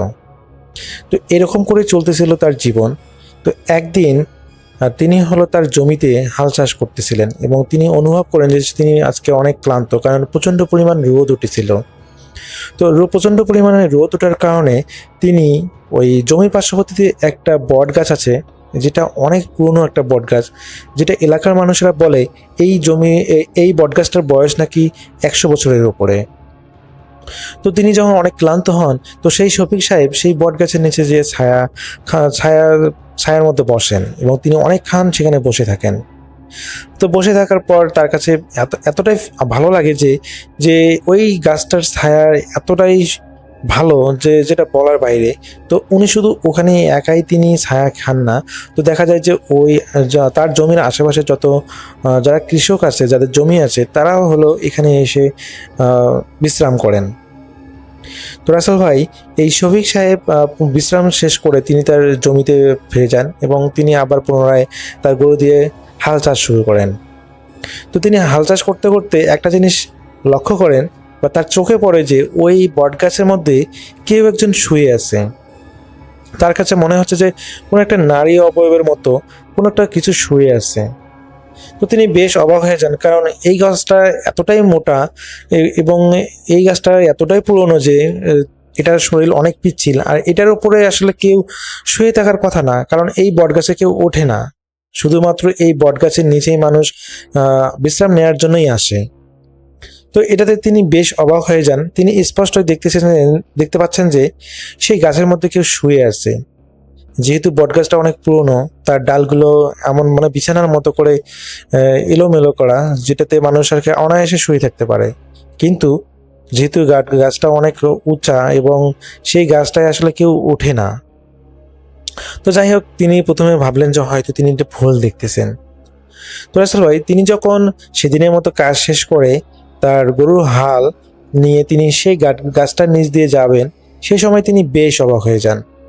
কারণ তিনি যখনই সেই গাছটা যত কাছে আসতেছেন, তিনি সেই মেয়ে অবয়বটাকে স্পষ্ট যেন দেখতে পাচ্ছেন। এবং যখন প্রায় তিনি সেই গাছটার কাছাকাছি চলে এসেছেন, তিনি তখন দেখেন যে একটা মেয়ে, এটা একটা মেয়ে না, বলা যায় একটা সুন্দরী একটা মেয়ে, সেই গাছের একটা হেলানো ডালের মধ্যে শুয়ে আছে। সেই ডালটা অনেক মোটা ছিল এবং সেটার উপর সেই মেয়েটা আরামসে খুব সুন্দরভাবে শুয়ে আছে। এবং তিনি লক্ষ্য করেন যে সেই মেয়েটার মাথার চুলগুলো এতটাই লম্বা যেন সেই গাছ থেকে মাটির উপরিভাগ পর্যন্ত চুলগুলো যেন তার ছেড়ে দেয়া, এবং চুলগুলো অনেক সিল্কি, অনেক দেখতে সুন্দর। তিনি বেশ অবাক হয়ে যান যে এত সুন্দর একটা মেয়ে কিভাবে এখানে শুয়ে থাকতে পারে। আর এই মেয়েকে তো তিনি চিনতে পারতেছেন না, এটা কোন গ্রামের মেয়ে। যখন তিনি কৌতূহলবশত সেই মেয়েটাকে জিজ্ঞেস করেন, যে আপনি কে, আর এই সন্ধ্যাবেলায় আপনি এখানে শুয়ে আছেন কেন, আপনার বাড়ি কোথায়? কিন্তু রাসেল ভাই সেই মেয়েটা কোনো উত্তর দেয় না, কোনো কথারই উত্তর দেয় না। তো দেখা যায় যে সেই মেয়েটাকে অনেকবার জিজ্ঞেস করার পরও কোনোভাবেই সেই মেয়েটা কোনো উত্তর দেয় না। এখানে বলে রাখা ভালো রাসেল ভাই, এই শফিক সাহেব ছিলেন যথেষ্ট সুঠামদেহী এবং খুবই দেখতে সুন্দর। তিনি যদিও তার 50 প্রায় প্লাস বয়স ছিল, তারপর তিনি অনেকটা দেখতে হ্যান্ডসাম ছিলেন। তিনি যেহেতু রেগুলার কাজ করেন জমিতে, এই জন্য তার শরীরটা অনেক তাজা ছিল। তো দেখা যায় সেই মেয়েটা এই শফিক সাহেবকে দেখে মুচকি মুচকি হাসতেছেন, কিন্তু শফিক সাহেব কোনো কিছু বুঝতে পারতেছেন না যে তাকে দেখে মেয়েটা কেন হাসতেছে। তো পরবর্তীতে যখন সেই মেয়েটার কোনো উত্তর পাচ্ছেন না, তিনি এক প্রকার বিরক্ত হয়েই পাশ কেটে তিনি তার গরু নিয়ে বাসায় চলে যান। তো এরকম করে চলতেছিল প্রায় 7 দিন। তিনি একদিন পর আবার পুনরায় তার ক্ষেতের মধ্যে চলে আসেন এবং তিনি হাল চাষ করা শুরু করেন তার পার্শ্ববর্তী জমিতে। এবং তিনি যখন অনেক ক্লান্ত হয়ে যান, তিনি বিশ্রাম নেওয়ার জন্য সেই একই বটগাছের নিচে আসেন। এবং এই বটগাছের নিচে এসে তিনি আসলে আসার সময় এবং এখন তিনি আসলে কোনো ধরনের মেয়ের উপস্থিতি দেখতে পান না। তিনি একদিন আগের কথা মনে করে বেশ রোমাঞ্চিত হন যে কিভাবে সম্ভব একটা মেয়ে এত বড় একটা গাছের মধ্যে উঠে শুয়েছিল। তো তিনি তার বিশ্রাম শেষ করে আবার পুনরায় হালের কাছে যান এবং তিনি হাল চাষ শুরু করেন। তো রাসেল ভাই যখন হাল চাষ করতে করতে প্রায় সন্ধ্যা চলে এসে, বিশেষ করে মাগরিবের আজান দিবে আর আধা ঘন্টা পর, এই মুহূর্তে তিনি চিন্তা করেন যে আজকে আর তিনি কাজ করবেন না, বাসায় চলে যাওয়াই ভালো। তো রাসেল ভাই যখনই তিনি তার গরু নিয়ে তিনি বাসায় যাওয়ার জন্য রেডি হন বা এগোচ্ছেন, বিশেষ করে ওই বটগাছটার পাশ দিয়ে একটা রাস্তা, ওই রাস্তা দিয়ে আসলে তাকে বাসায় যেতে হয় এবং ওটা দিয়ে আসতে হয়। তো যখনই তিনি সেই বটগাছের কাছাকাছি আসতেন, তিনি রাসেল ভাই বেশ অবাক হয়ে যান। তিনি দেখেন যে একদিন আগের যে মেয়েটা শুয়েছিল সেই মেয়েটা আজকেও আগের মতো করেই সুন্দর করে পরিপাটি হয়ে সেজন্য ওই গাছের একই ডালের মধ্যে শুয়ে আছে। মেয়েটা দেখতে বেশ উর্বরা দেখাচ্ছে, অনেক সুন্দর দেখাচ্ছে তার কাছে। তো সেই মেয়েটাকে কাছে যান এবং তিনি জিজ্ঞেস করেন যে আপনি কে, আর আপনি এখানে শুয়ে আছেন কেন? আর আপনি অন্য সময় শুয়ে থাকলে বিষয়টা ছিল আলাদা, কিন্তু আপনি এই সন্ধ্যার সময় এখানে শুয়ে আছেন কেন? আপনি বাসায় চলে যান, নাহলে আপনার বিপদ হতে পারে। কিন্তু রাসেল ভাই সেই মেয়েটা কোনো কথারই ওই জন্য উত্তর দিচ্ছিল না। তো এটাতে শফিক সাহেব বেশ অবাক হয়ে যান এবং তিনি পুনরায় আগের মতো করে পাশ কাটিয়ে তিনি তার বাসার দিকে রওনা দেন এবং বাসায় পৌঁছান। তো বাসায় যাওয়ার পর তিনি তার স্ত্রীকে একদিন আগের ঘটনা এবং আজকের ঘটনাটা শেয়ার করেন। এবং রাসেল ভাই তিনি তার বউ এই ঘটনা শোনার পর তার বউ একটু ভয়ভীতি পান যে এটা আসলে কোনো মেয়ে নাকি অন্য কিছু, কারণ কোনো মেয়েরই সাহস হবে না একটা বটগাছের মধ্যে এই সন্ধ্যাবেলায় শুয়ে থাকতে। তো পরবর্তীতে ওই শফিক সাহেবের স্ত্রী বলেন যে তুমি যেটা করো না কেন, তুমি একটা কাজ করবে, আসার সময় অবশ্যই তুমি নিজের শরীরে দোয়া দরুদ ফুঁকে তারপরে আসবা। জানি না সেই মেয়েটা কোনো জিন নাকি অন্য কিছু, হয়তো তোমার ক্ষতি করতে পারে। কিন্তু শফিক সাহেব ছিলেন খুবই বাস্তবসম্মত একটা মানুষ। তিনি এসব জিনভূত বলতে কোনো কিছুই বিশ্বাস করেন না। যদিও তিনি এলাকার অনেক ঘটনা শুনেছেন, কিন্তু কোনোদিনও আসলে তিনি ফেস করেননি এই ধরনের ঘটনায়, যার কারণে তিনি এই সমস্ত জিনিস বিশ্বাস করেন না। তো সেদিন তিনি বাজারে চলে যান এবং বাজারে যাওয়ার পর তিনি তার এক বন্ধুকে শেয়ার করেন। এই ঘটনা যখন তার বন্ধুকে শেয়ার করা হয়, তার বন্ধু বেশ অবাক হয়ে যান এবং তিনি স্পষ্ট করে বলেন যে বন্ধু, এটা কোনো মানুষ হতেই পারে না, তুমি যেটা দেখেছো এটা অবশ্যই কোনো জিন। তুমি একটা কাজ করো, যদি এই জিনটা তোমার কোনো ক্ষতি করতে চায় তাহলে তুমি তাকে শাস্তি প্রদান করবা। তো এই কথা শুনে শফিক সাহেব বেশ অবাক হয়ে যান যে জিনকে কেন আমি শাস্তি দিতে যাব, সে তো আমার কোনো ক্ষতি করেনি। এবং তার বন্ধু বলে যে যদি কোনো কারণে তোমার ক্ষতি করে তখনই তুমি ব্যবস্থা নিবা। তো সে শুনতে চায় যে কি ব্যবস্থা। তো ওই শফিক সাহেবের বন্ধু বলে যে আমি শুনেছি কোনো জিন যদি ডিস্টার্ব করে বা আমাদেরকে অনেক বিরক্ত করে, যদি কোনোভাবেই তার মাথার চুল বা তার ব্যবহারের যে জিনিসপত্রের মধ্যে কোনো কিছুই নিয়ে রাখা যায়, তাহলে সেই জিনটা তার গোলাম হয়ে যায় এবং সেই জিনটা আর কখনোই তার ক্ষতি করবে না। এমনকি ভবিষ্যতে যদি তার কোনো জিন ক্ষতি করতেও চায়, সেই জিনটাই নাকি তাকে সুরক্ষা দেবে। তো এটা শুনে শফিক সাহেব প্রথমে বিশ্বাস করে না, যে এগুলো সব ফালতু কথা। তো তিনি সেদিন বাজার থেকে বাসায় চলে আসেন এবং সবকিছু স্বাভাবিক চলতেছিল। তো এর একদিন পরে তিনি পুনরায় তার অন্য জমিতে তার হলো গরু নিয়ে তিনি হাল চাষ করতে যান এবং হাল চাষ সারাদিন তিনি করেন, কোনো ধরনের সমস্যা হয় না। তিনি আগের মতো করে পুনরায় ওই গাছের নিচে এসে বিশ্রাম নেন। তো সেদিন তিনি একা ছিলেন না, সেদিন তার সাথে আরও 2-1 জন বিশ্রাম নিয়েছিল এবং তাদেরকে তিনি সেই ঘটনাটা বলতে ভুলেই গিয়েছেন, যে তাদেরকে শেয়ার করতে ভুলেই গিয়েছেন এবং তিনি সেখানে অনেক বিষয় নিয়ে গল্প করলেও তারা কখনোই এই বটগাছ নিয়ে তারা তো কোনো ধরনের ভৌতিক ঘটনা বলেনি। তো তিনি সেদিন বিশ্রাম নিয়ে তিনি তার পুনরায় জমিতে যান এবং তিনি তার জমিতে হাল চাষ শুরু করেন। তো হাল চাষ করতে করতে তার অনেক লেট হয়ে যায়। সেদিন তিনি অনুভব করেন যে অনেক সন্ধ্যা হয়ে গিয়েছে এবং তার গরুদেরকে তিনি ছেড়ে দেন এবং তিনিও তার গরুগুলো পিছে পিছে বাসায় আসেন। তো সেদিনের মতো তিনি আসলে ওই মেয়েটাকে দেখতে পান না।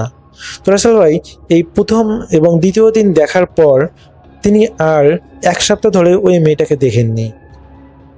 তো এক প্রকার তিনি এই বিষয়টা ভুলে গিয়েছেন এবং যখনই তার কাছে মনে পড়ে সে স্মৃতিটা তার কাছে ভালো লাগে যে মেয়েটা দেখতে অনেক সুন্দর ছিল, কিন্তু এটাও ভয় লাগে যে সে মেয়েটা কোনো মানুষ হতে পারে না, সেটা হয়তো বা কোনো খারাপ জিন হতে পারে। তো রাসেল ভাই 8ম দিনে তিনি পুনরায় যখন তার জমিতে হাল চাষ করতে যান এবং সেদিন তিনি সেই মেয়েটাকে আসার সময় একইভাবে তার দিকে তাকিয়ে মুচকি মুচকি হাসতে দেখেন। তো তিনি পুনরায় জিজ্ঞাসা করেন যে কে আপনি, আর আপনি আমাকে দেখে হাসেন কেন, আর আপনি আমাকে বা কেন দেখা দেন, আপনি কি সবাইকে দেখা দেন নাকি শুধু আমাকেই দেখা দেন? কিন্তু রাসেল ভাই সেই মেয়েটা কোনো কথা বলে না। সেই মেয়েটার যেন মায়াবী লোকে শফিক সাহেবের দিকে তাকায় আর মুচকি মুচকি হাসে। তো শফিক সাহেব প্রথমত এটা বিরক্ত হয়ে যান, কারণ তার বাসায় তার স্ত্রী আছে, সন্তান আছে, আর একটা মেয়ে তাকে এইভাবে দেখে হাসে, মানে এটা তার কাছে ভালো লাগে নাই। তো তিনি বলেন যে আমাকে দেখে হাসবেন না, আর আপনি আমার কাছে কি চান আমাকে বলেন। কিন্তু সেই মেয়েটা কোনো কিছুই বলে না। তো সেদিনের মতো তিনি চলে যান, কোনো সমস্যাই হয় না। তো এইভাবে তিনি ওই 8ম দিনের থেকে শুরু করে 15তম দিন পর্যন্ত প্রায় 7 দিন তিনি হলে এক নাগাড়ে মেয়েটাকে প্রতিদিন দেখতে পান এবং সেই মেয়েটাকে প্রতিদিন কোনো কিছু একটা জিজ্ঞেস করেন, কিন্তু সেই মেয়েটা যখন উত্তর দেয় না সে শফিক সাহেব এড়িয়ে চলে যান। কিন্তু রাসেল ভাই 16তম দিনে এই শফিক সাহেব প্রচণ্ড পরিমাণে বিরক্ত হয়ে যান, কারণ এই মেয়েটা তাকে অনেক দিন ধরে দেখা দিচ্ছে। তিনি প্রচণ্ড পরিমাণে বিরক্ত হয়ে যান এবং এই 15 দিনের মধ্যে তার পরিচিত মাঝে তিনি হলো এই ঘটনাটা শেয়ার করেন যে এরকম করে একটা মেয়ে আমাকে দেখা দেয়। তো রাসেল ভাই এখানে ওই 3য় দিন থেকে 8ম দিন পর্যন্ত তাকে দেখা না দেওয়ার একটাই কারণ, সেটা হচ্ছিল তার যাদের কাছে তিনি শেয়ার করেছিলেন, তো তারা সেই মেয়েটাকে দেখতে চেয়েছিল এবং তিনি যখন বলছিলেন যে এরকম সন্ধ্যার সময় মেয়েটাকে আমি দেখতে পাই, তোমরা সন্ধ্যার সময় চলে আসো, আমি মেয়েটাকে তোমাদেরকে দেখাবো।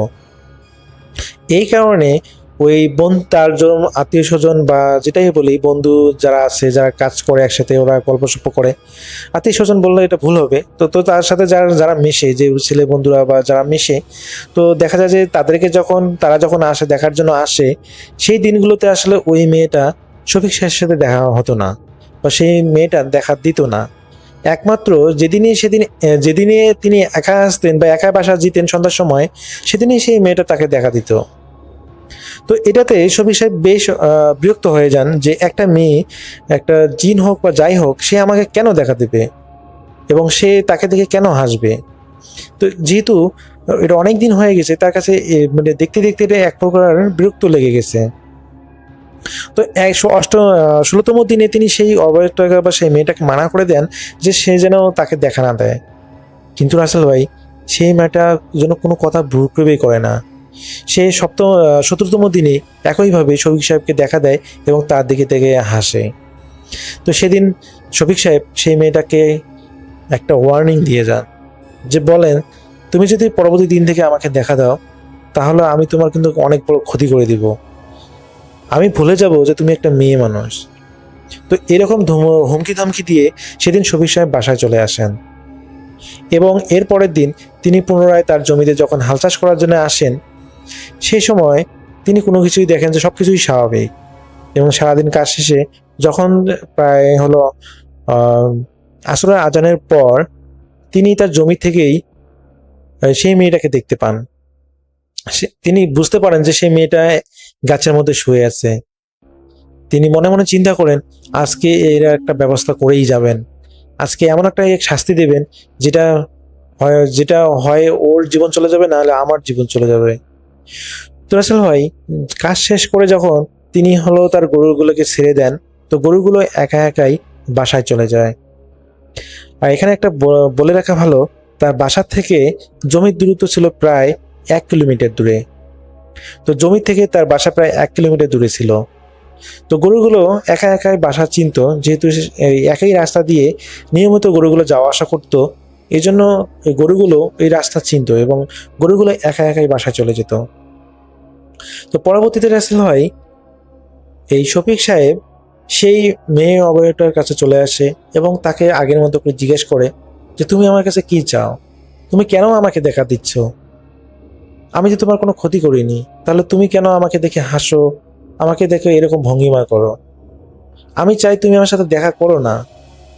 কিন্তু রাসেল ভাই সেই মেয়েটা কোনো কিছুই বলে না, সে আগের মতো মায়াবী হাসি, মায়াবী লোক দেয়। এটাতে শফিক সাহেব প্রচণ্ড বিরক্ত হয়, কারণ তিনি যথেষ্ট ইসলাম ভীতু মানুষ ছিলেন এবং সেই সাথে তিনি বিশ্বাস করেন যে এটা কোনো মানুষ হতেই পারে না। তো এই বিশ্বাস থেকে তিনি সেই নারী অবয়বটাকে সতর্ক করেন, কিন্তু সেটা কোনোভাবেই শুনতেছে না। তো তিনি যেটা কাজ করেন, যখন এই সমস্ত হুমকি ধুমকি দেওয়ার পরেও কাজ হচ্ছে না, তিনি এক পর্যায়ে খুবই ক্ষিপ্ত হন এবং তিনি দেখেন যে সেই মেয়েটা যেহেতু লম্বা চুল ছেড়ে দিয়ে শুয়ে আছে, তো তিনি একটা ভুল করে বসেন। তিনি ওই লম্বা চুলগুলোর কাছে যান এবং সেই মেয়ের চুলগুলো দিয়ে টানাটানি শুরু করেন। তার ইচ্ছে ছিল যে সেই মেয়েটার একটা চুল বা কয়েকটা একগোছে চুল তিনি ছিঁড়বেন। প্রথমে যখন তিনি একগোছে চুল ছেঁড়ার চেষ্টা করলেন, কিন্তু কোনোভাবেই পারলেন না। তিনি পুনরায় সেই চুলের মধ্যে কয়েকটা চুল ছেঁড়ার চেষ্টা করলেন, কিন্তু সেটাও তিনি পারলেন না। তিনি সর্বশেষে সেই মেয়েটার সিঙ্গেল একটা চুল ধরে তিনি ছেঁড়ার চেষ্টা করলেন, কিন্তু তিনি পারলেন না। তিনি বেশ অবাক হয়ে গেলেন যেটা কিভাবে সম্ভব। তিনি একটা সামান্য একটা চুলের মধ্যেই যেন ঝুলতেছেন, সেটাও যেন তিনি ছিঁড়তে পারতেছেন না। তো এক প্রকার তিনি খুবই বিরক্ত হন যে তিনি যখন কোনোভাবেই সেই মেয়েটার চুল ছিঁড়তে পারলেন না। তিনি যখন সেই মেয়েটার কোনোভাবেই চুল ছিঁড়তে পারলেন না, তখন তিনি সেই মেয়েটার চুল ছেড়ে দিতে বাধ্য হলেন এবং তিনি প্রচণ্ড পরিমাণ ভয় পেলেন এবং তিনি এটা নিশ্চিত হলেন যে এটা কোনো মানুষ না, এটা কোনো শয়তান বা কোনো জিন হতে পারে। তো তিনি যখন ছেড়ে দিয়ে নিঃশব্দে চলে যাবেন, তখনই তিনি প্রথমবারের মতো সেই মেয়েটা পিছন দিক দিয়ে শফিক সাহেবকে নাম ধরে ডাকে, এ শফিক, কোথায় যাচ্ছিস? আমার চুল ছিঁড়বি না? আয়, আমার চুল ছিঁড়ে নিয়ে যা। কিন্তু শফিক সাহেব এই তার নাম ধরে ডাকা শুনে তিনি প্রচণ্ড পরিমাণে ভয় পান এবং তিনি পিছনে তাকান এবং তিনি দেখতে পান সেই মেয়েটা এখন আর গাছে নেই। সেটা তার ঠিক পিছনে কয়েক হাত দূরে সেই মেয়েটা দাঁড়িয়ে আছে। তিনি দেখতে পাচ্ছেন যে মেয়েটা সত্যি অনেক অসাধারণ দেখতে, অনেক সুন্দর দেখতে। তো তিনি দেখেন যে সেই সুন্দর মেয়েটা এখন ধীরে ধীরে খুবই ভয়ঙ্কর রূপে পরিণত হচ্ছে। মেয়েটা দেখতে সুন্দর হলেও এতটা ভয়ঙ্কর দেখাচ্ছে যেটা তার চোখে তিনি বিশ্বাস করতে পারতেছেন না এবং তিনি ভয়ে দেন একটা দৌড়। তার জীবন বাঁচানোর জন্য তিনি যত শক্তি আছে তিনি বাসার থেকে দৌড় মেরে যেতে থাকেন এবং তিনি পিছন দিক দিয়ে শুনতে পান সেই নারীরূপী অবয়বটার হাসি শব্দ এবং তাকে বলতেছে, তুই আজকে যেটা করলি সেটা ভালো করলি না, এর ফল তোকে পেতেই হবে। তো এরকম শোনার পর এবং তিনি দৌড়াচ্ছেন এবং এরকম একটা কথা তিনি শুনলেন এবং বাসায় আসার পর রাসেল ভাই যেহেতু 1 কিলোমিটার রাস্তা তিনি যান প্রাণ দিয়ে দৌড়িয়েছেন, বাসায় আসার পর তিনি ধম করে মাটির মধ্যে পড়ে যান এবং তার 4 সন্তান এবং তার স্ত্রী যখন বাসায় ভেতর থেকে বের হয় এবং তারা দেখেন যে তার স্বামী প্রচণ্ড পরিমাণে ঘেমে গেছেন এবং তিনি প্রচুর পরিমাণে হাঁপাচ্ছেন এবং যখন তাকে জিজ্ঞেস করা যায় কি হয়েছে, পরে তিনি তার স্ত্রীকে বলেন যে আমার জন্য পানি রেডি করো, আমি গোসল করব। তো রাসেল ভাই সেদিন গোসল করার পর তিনি অনুভব করেন যে তার শরীরে প্রচণ্ড পরিমাণে জ্বর এবং তার স্ত্রীও পরীক্ষা করে দেখেন যে তার পুরো শরীরে এত পরিমাণ জ্বর। তো বেশ অবাক হয়ে যান এবং জিজ্ঞেস করেন যে কি হয়েছে, এবং তার স্ত্রীকে সমস্ত ঘটনা খুলে বলেন।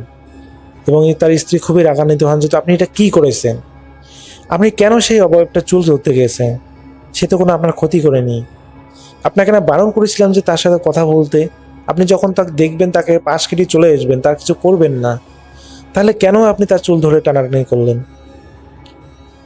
তো এখানে শফিক সাহেব তার ভুলটা বুঝতে পারে, এবং যেহেতু দেরি হয়ে গিয়েছে কিছু করার নেই, সে তো ভুল করেই ফেলেছে। এবং রাসেল ভাই সেদিন সারা রাত তার শরীরের মধ্যে প্রচণ্ড পরিমাণে জ্বর, এবং তিনি সারা রাত প্রলাপ বকতে থাকেন। তো সকাল হতে হতে তার স্ত্রী তার স্বামীর এই অবস্থা থেকে তার পরিবারের জন্য লোকজনকে ডাকেন। পরবর্তীতে ওই শফিক সাহেবের শালা আসেন এবং তার শ্বশুর আসেন। আসার পর তারা দেখেন যে তার শরীরে এত পরিমাণ জ্বর, তিনি যে জ্বরের কারণে যেন কোনোভাবেই টেরেই পাচ্ছেন না, এতটাই অচেতন। তো পরবর্তীতে তাকে হলো একজন ডাক্তারকে দেখানো হয়। তো ওষুধ খাওয়ার পরও তার কোনোভাবেই জ্বর কমতেছিল না, মনে হচ্ছিল যে তিনি যেন মারাই যাবেন, এতটাই তিনি দুর্বল হয়ে গিয়েছিলেন। তো পরবর্তীতে তাকে হলো একজন কবিরাজকে দেখানো হয়, এবং কবিরাজ দেখানোর পর সেই কবিরাজ বলেন যে আপনারা আসলে অনেক ভুল করে ফেলেছেন, যদি আপনারা আমাকে কালকে ডাক দিতেন তাহলে হয়তোবা আমি কোনো কিছু করতে পারতাম।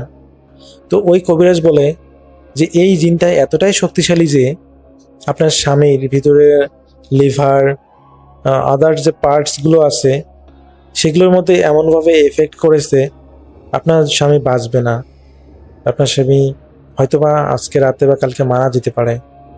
তো এই কথা শোনার পর তাদের পরিবারের জন্য শোকের ছায়া চলে আসে, পুরো পরিবার যেন শোকে মুহরিত হয়ে যায়। রাসেল ভাই সেই কবিরাজের কথা অনুযায়ী সেদিন রাতেই তিনি ওই শফিক সাহেব রক্তবমি করা শুরু করেন, এবং রাসেল ভাই রক্তবমি করতে করতে তার অবস্থা এমন হয় যে তার শরীরে যেন মাংসই নেই। এত সুন্দর সুস্থ সবল একটা মানুষ, তাজা একটা মানুষ যেন একদিনের মধ্যেই শুকিয়ে কাঠ হয়ে গিয়েছেন। রাসেল ভাই তিনি রাতের মধ্যে সেদিন দুনিয়ার মায়া ত্যাগ করে চলে যান, তিনি মারা যান সে রাতে। এই ঘটনাটা রাসেল ভাই পুরো গ্রামে ছড়িয়ে যায়। তো রাসেল ভাই ওই গাছটা পরবর্তীতে সরকারিভাবে নাকি কেটে ফেলা হয়, এবং এখন ওই জায়গায় এখন আর ওই গাছটি নেই। তো এটাই ছিল শফিক সাহেবের ঘটনা, যে ঘটনাটা আমি আমার নানার কাছ থেকে শুনেছিলাম। নানা বলেছেন এটা তার দাদার জীবনের ঘটে যাওয়া একটা বাস্তব ঘটনা, সেই ঘটনায় তার দাদা মারা গিয়েছেন। তো এটাই ছিল রাসেল ভাই ঘটনা। আমার কাছে ঘটনাটা বেশ ভালো লেগেছে আমার নানার কাছ থেকে শুনে। তো এই ঘটনাটা আমি চিন্তা করলাম যে আপনার সাথে শেয়ার করি, আমি শেয়ার করেই ফেললাম। অনেকদিন থেকে ভেবেছিলাম যে এই ঘটনাটা আপনার কাছে শেয়ার করব, কিন্তু কোনো কারণে শেয়ার করা হয়নি। তো রাসেল ভাই এটাই ছিল আমার ঘটনা, যদি ভালো লাগে শেয়ার করবেন। সবাই ভালো থাকবেন, সুস্থ থাকবেন, এই প্রত্যাশায় আল্লাহ হাফেজ।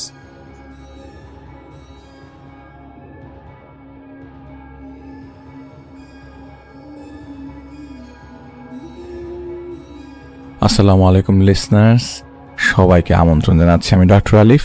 আশা করছি আপনারা সবাই ভালো আছেন, সুস্থ আছেন। আপনারা যারা এখন জয়েন করেন তাদেরকে বলবো যে তারা যদি সময় পান কষ্ট করে আমাদের পূর্বের ঘটনাগুলো একটু শুনে নেবেন। আর আমাদের এখানে কিন্তু লাইভ চলাকালীন স্ট্রিমিং করা চলাকালীন সময় আপনার পিছনে শুনে শুনে সামনে আসতে পারেন।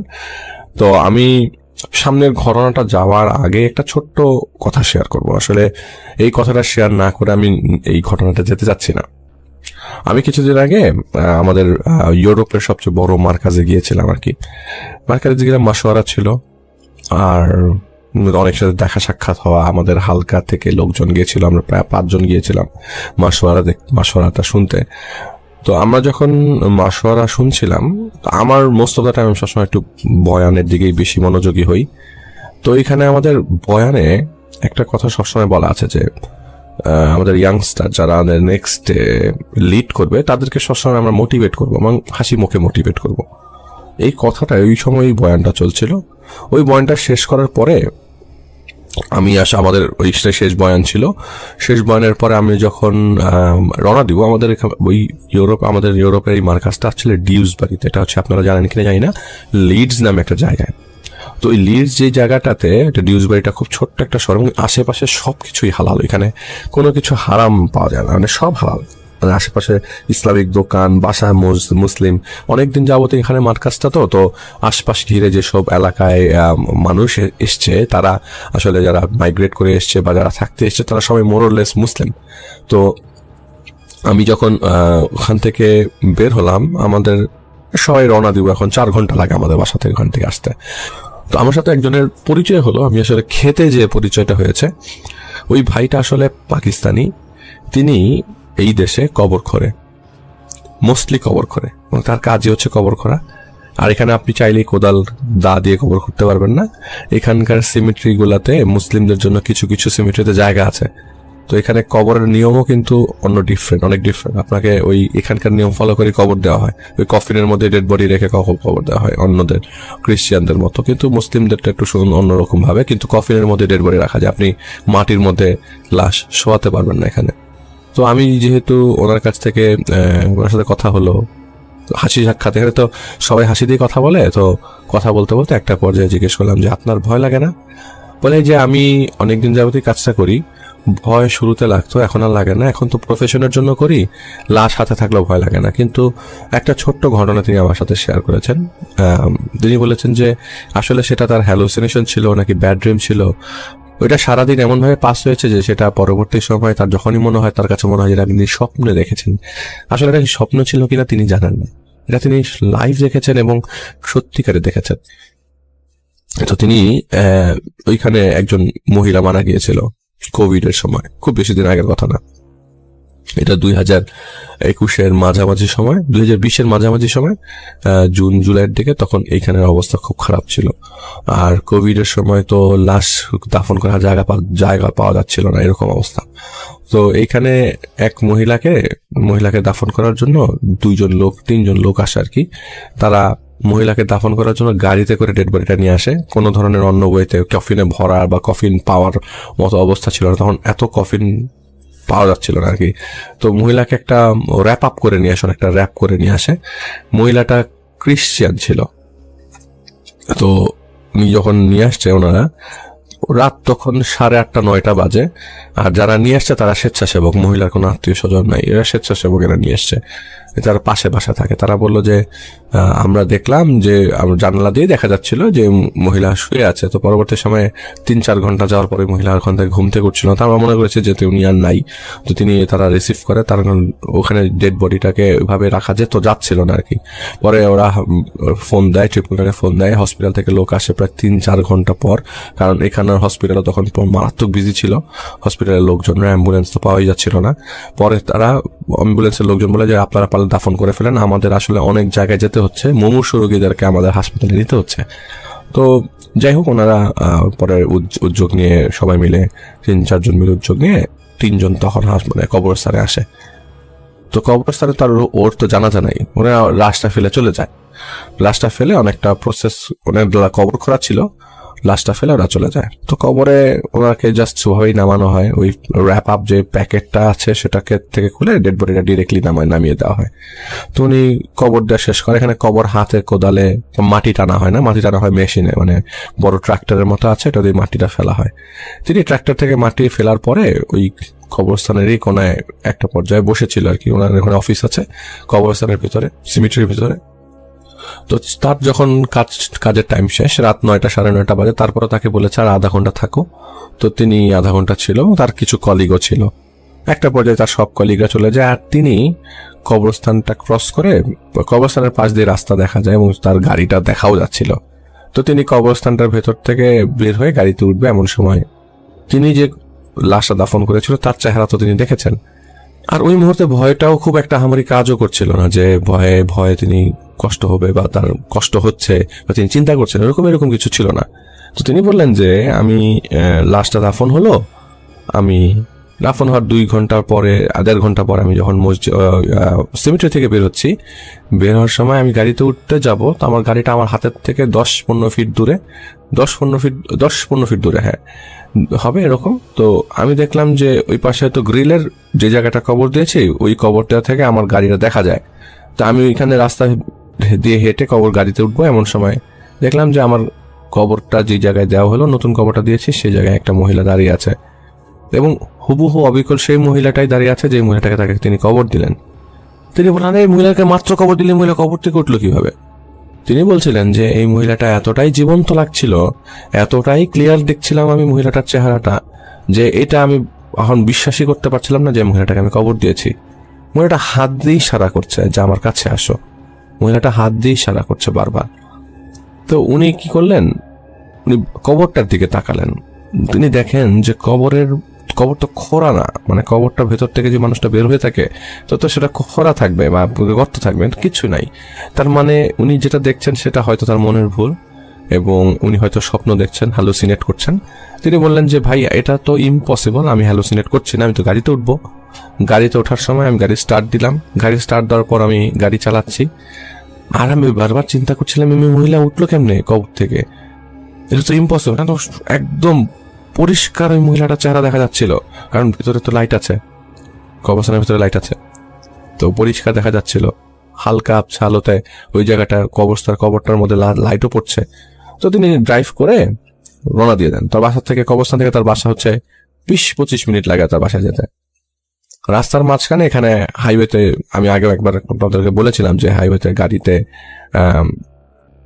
আপনি হাইওয়েতে লাইট পাবেন না, আপনার গাড়ির হেডলাইটই চলতে হবে।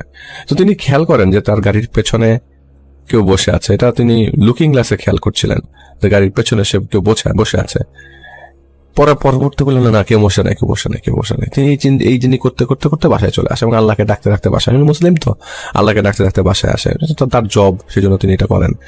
তো বাসায় আসার পর তিনি তার স্ত্রীকে বললেন যে আমি মহিলাটাকে কবর দিলাম, আমার মহিলাটাকে আমি দেখলাম। সবচেয়ে আশ্চর্যের বিষয় কি জানেন, ঠিক পরের দিনও তাকে কাজ করতে তিনি গিয়েছিলেন এবং কাজ শেষ করে যখন দাফন শেষ করে তিনি বাসায় আসছেন, মানে ওইখানে আসলে ওই সময় তাকে থাকতে হয়েছিল কারণ বারবার মুহূর্তে মুহূর্তে লাস্ট ডেড বডি আসছিল। তো তিনি যখন ওই জায়গায় ছিলেন তখন রাত্রেবেলা 7টার দিকে তার কাজ শেষ হয়ে যায়, 7:30টার দিকে তিনি ফেরত আসেন, বাসায় রওনা দিবেন। তিনি আসার পরের দিনও ঠিক ওই জায়গাতে ওই মহিলাকে আবারও দেখতে পান, ঠিক একই অবস্থায় তাকে ইশারা করে ডাকছে। অথচ তিনি যখন কবরস্থানে ঢোকেন বা রাত তো তখন হয়েই গেছিল, কিন্তু ততক্ষণে তিনি তাকে দেখেন নাই, তিনি ঠিক বের হওয়ার সময় তাকে দেখলেন 2 দিন পর পর। তো তিনি তার পরের দিন যখন তিনি আবার একই জায়গায় কাজে আসলেন, তিনি তার ইমিডিয়েট কলিগদেরকে বললেন যে আমি এরকম দেখছি, এটা কি আমার মনের ভুল হতে পারে কিনা। তো বলে যে আসলে ওনারাও নাকি এরকম অনেক আগে একবার দেখেছিল, এর মধ্যে ওনাদের যে 4-5 জনের মধ্যে একটা গ্রুপ ছিল, সেই গ্রুপ থেকে একজন নাকি আগে একবার এরকম দেখেছিল এই সেম কবরস্থানে। তো তখন ওনারা চিন্তা করলো যে হয়তো বা এখানে কোনো খারাপ কিছু আছে। তো ওনারা রাস্তা চেঞ্জ করে পরবর্তী সময় আসতে শুরু করলো। এই রাস্তা চেঞ্জ করার পর থেকে আর কিছু হয়নি। রাস্তা চেঞ্জ ওনারা যখন পিছন দিয়ে যখন বের হচ্ছিল তখন থেকে তারা এরকম কিছু, তিনি আর এরকম কিছু দেখতে পাননি। এবং ওই জায়গাতে উনি ওই স্পেসিফিক রিজনে প্রায় অনেকদিন যাবো তার কবর দেন নাই, মানে কবরের জন্য তার খোরা লাগেনি, কিন্তু একটা সময় সেটা আর তিনি আর দেখেননি। তো এইটা তিনি আমাকে শেয়ার করলেন। তিনি তার কন্ট্যাক্ট নাম্বার নিয়ে এসেছে, তিনি বললেন যে আমার কাছে আরো কিছু ঘটনা আছে, আমি আরো কিছু ইনসিডেন্টের কথা শেয়ার করবো, কিন্তু সেগুলো ছোট ছোট, আমি আপনাকে জানাবো। তখন আসলে আমার খাওয়া শেষ আর আমাকে রওনা দিতে হবে, তো আমি আর তার কাছ থেকে শুনতে পারিনি। আর ওখানে তো প্রচুর মানুষ, এই মানুষের ভিড়ে তিনি যে বলছিলেন পাশের মানুষটা মনোযোগ দিয়ে শুনছিল। আসলে কন্টেন্টগুলোই এরকম যে আপনি চাইলে শেয়ার করতে গেলে দেখবেন যে লোকজনের ইনভলভমেন্ট থাকবে। So thank you so much. আপনারা শুনলেন ঘটনাটা, আমি এখন চলে যাবো আরেকটা ঘটনায়। আসলে এটা না বললেই না যে যখনই সম্ভব তখনই ঘটনা কালেক্ট করা যায়, এবং এখানে আমার ঘটনা প্রচুর। আমি খুব শিগগিরই আপনাদের সামনে, আমি বলেছিলাম একবার একটা এলাকার জায়গা, যে জায়গায় গলা কাটা লাশ পাওয়া গিয়েছিল, এটার সোর্স পেয়ে গেছি। সে প্রত্যক্ষদর্শীর থেকে অথবা পাশাপাশি থেকে প্রত্যক্ষদর্শীর কাছ থেকে কেউ যদি ঘটনাটা কালেক্ট করতে পারে তো আমি পেয়ে গেছি, ইনশাল্লাহ এটা আমি নিয়ে আসবো। আর অবশ্যই আমার সবসময় চেষ্টা থাকবে যে আপনাদেরকে ভালো কিছু উপহার দেওয়া। তো আমি এখন যার ঘটনা শেয়ার করবো তার জন্য সবসময় আপনারা অপেক্ষা করে এসছেন। লাস্ট 2 বছর আপনারা সবার মন জয় করে নিয়েছে। তো আমি আর কথা না বাড়িয়ে সরাসরি হয়ে যাচ্ছি জাহিদ ভাই। তন্নির রুমে এসি চলছিল, ঘ্যাট ঘ্যাট শব্দ আসছে। আর এসিটা মানে নতুন এসি না, পুরাতন এসি, এসির যে শব্দটা সবাই পেয়ে থাকে সেরকম শব্দ আসছে। তো তন্নি যখন শুয়েছিল তখন ওর হালকা হালকা ঠান্ডা লাগছিল, ঘুম ঘুম ভাব। আর ঘুমটা আসছে ওই সময়। হঠাৎ করে শরীরটার মধ্যে একটা কাঁটা দিয়ে ওঠে, একটা নরম একটা গরম বাতাসের ঝাপটা পিঠে এসে লাগলো। ওর মনে হচ্ছিল যে বাতাস স্পর্শ করছে, বারবার এসে বাতাসে ধাক্কা দিচ্ছে শরীরটাকে। একটা খচখচ খচখচ শব্দ আসছিল, টাক টাক করে বিছানার নিচ থেকে মনে হলো কেউ টোকা দিচ্ছে। আপনি টোকাটা ফিল করতে পারবেন খাটের নিচ থেকে যদি হাত দিয়ে জোরে জোরে টোকা দেওয়া হয়। ঘুমটা কেটে যায় তন্নির, এবং কেটে যাওয়ার পর তিনি আরেকটু কান পেতে চেষ্টা করছিলেন শোনার জন্য আরেকবার যে শব্দটা আসে কিনা। আবারও টাক টাক টাক শব্দটা আসছে। এবার শব্দটা জিহ্বা দিয়ে করার মতো শব্দ, এরকম অনেকে করে না, ঠিক এরকম। তন্নির শরীরটার সাথে সাথে শিউরে ওঠে, কারণ তন্নি তো এরকম আগে কখনো ফিল করেনি। কুকুরের ডাক শুনতে পাচ্ছিল, কুকুরটা ঘেউ ঘেউ করছে, আর একটা দুইটা কুকুর না, অনেকগুলো কুকুর ঘেউ ঘেউ করছে। আর সেই কুকুরের ঘেউ ঘেউ করার শব্দটা অনেক দূর থেকে ভেসে আসছিল। কিন্তু তন্নির মনে হলো তন্নির দিকে তাকিয়ে সেই কুকুরগুলো সেই দূর থেকেই চিৎকার করছে, এরকম মনে হচ্ছিল। কিন্তু তন্নি নিজেই হয়তো একটা ভূত, ভয়ঙ্কর কিছু একটা। মাঝে মাঝে অনেক ভয়ঙ্কর কিছুকে দেখলে কুকুর যেমন ঘেউ ঘেউ করে, ঠিক ঘেউটার শব্দটা দূর থেকে আসছে, কিন্তু ওই মুহূর্তে বসে মনে হচ্ছিল যে কুকুরগুলো তার দিকে তাকিয়ে আছে বা তাকে দেখে ঘেউ ঘেউ করছে। হঠাৎ করে দরজায় কেমন একটা আঁচড় কাটার শব্দ আসে, ফিস ফিস ফিস ফিস করে একটা হাসি দিয়ে শব্দ আসে। হাসিটা বাতাসের শব্দ নাকি হাসি সেটা বুঝে ওঠা মুশকিল হয়ে যাচ্ছিল তখন। কিন্তু পর মুহূর্তেই তিনি লক্ষ্য করলেন দরজার সামনে কেউ জানি দাঁড়িয়ে আছে। মনে হচ্ছিল একজন তরুণ দাঁড়িয়ে আছে, ইয়াং যুবক, ছায়া মনে হলো অন্ধকারের মধ্যেই। কিভাবে যেন বুঝলো তন্নি, এবং নিজেকে সান্ত্বনা দেওয়ার জন্য চিন্তা করছিল যে এটা মনের ভুল, এটা মনের ভুল। আবারও তিনি চিন্তা করলো যে না, এটা মনে হয় এসির শব্দটাই আমাকে খুব বেশি প্রভাবিত করছিল। তো এসি বসে বন্ধ করে দেয়। আবারও তার চোখটা লেগে আসে। এইবার একটু বেশি খারাপ লাগছিল, কারণ এবার বেশি ভয় পাওয়ার মানে আটকে ওঠার মতো, কারণ এই সময় তাকে পিঠে কে জানি স্পর্শ করলো। একটা বাতাস বা একটা নিঃশ্বাস, ওই মুহূর্তে তার কান বন্ধ হয়ে গেল। হঠাৎ ওর গলা চেপে ধরলো, কতগুলো চুল। আচমকা চোখ খুলে তন্নি দেখতে পেল একটা বিভৎস চেহারা।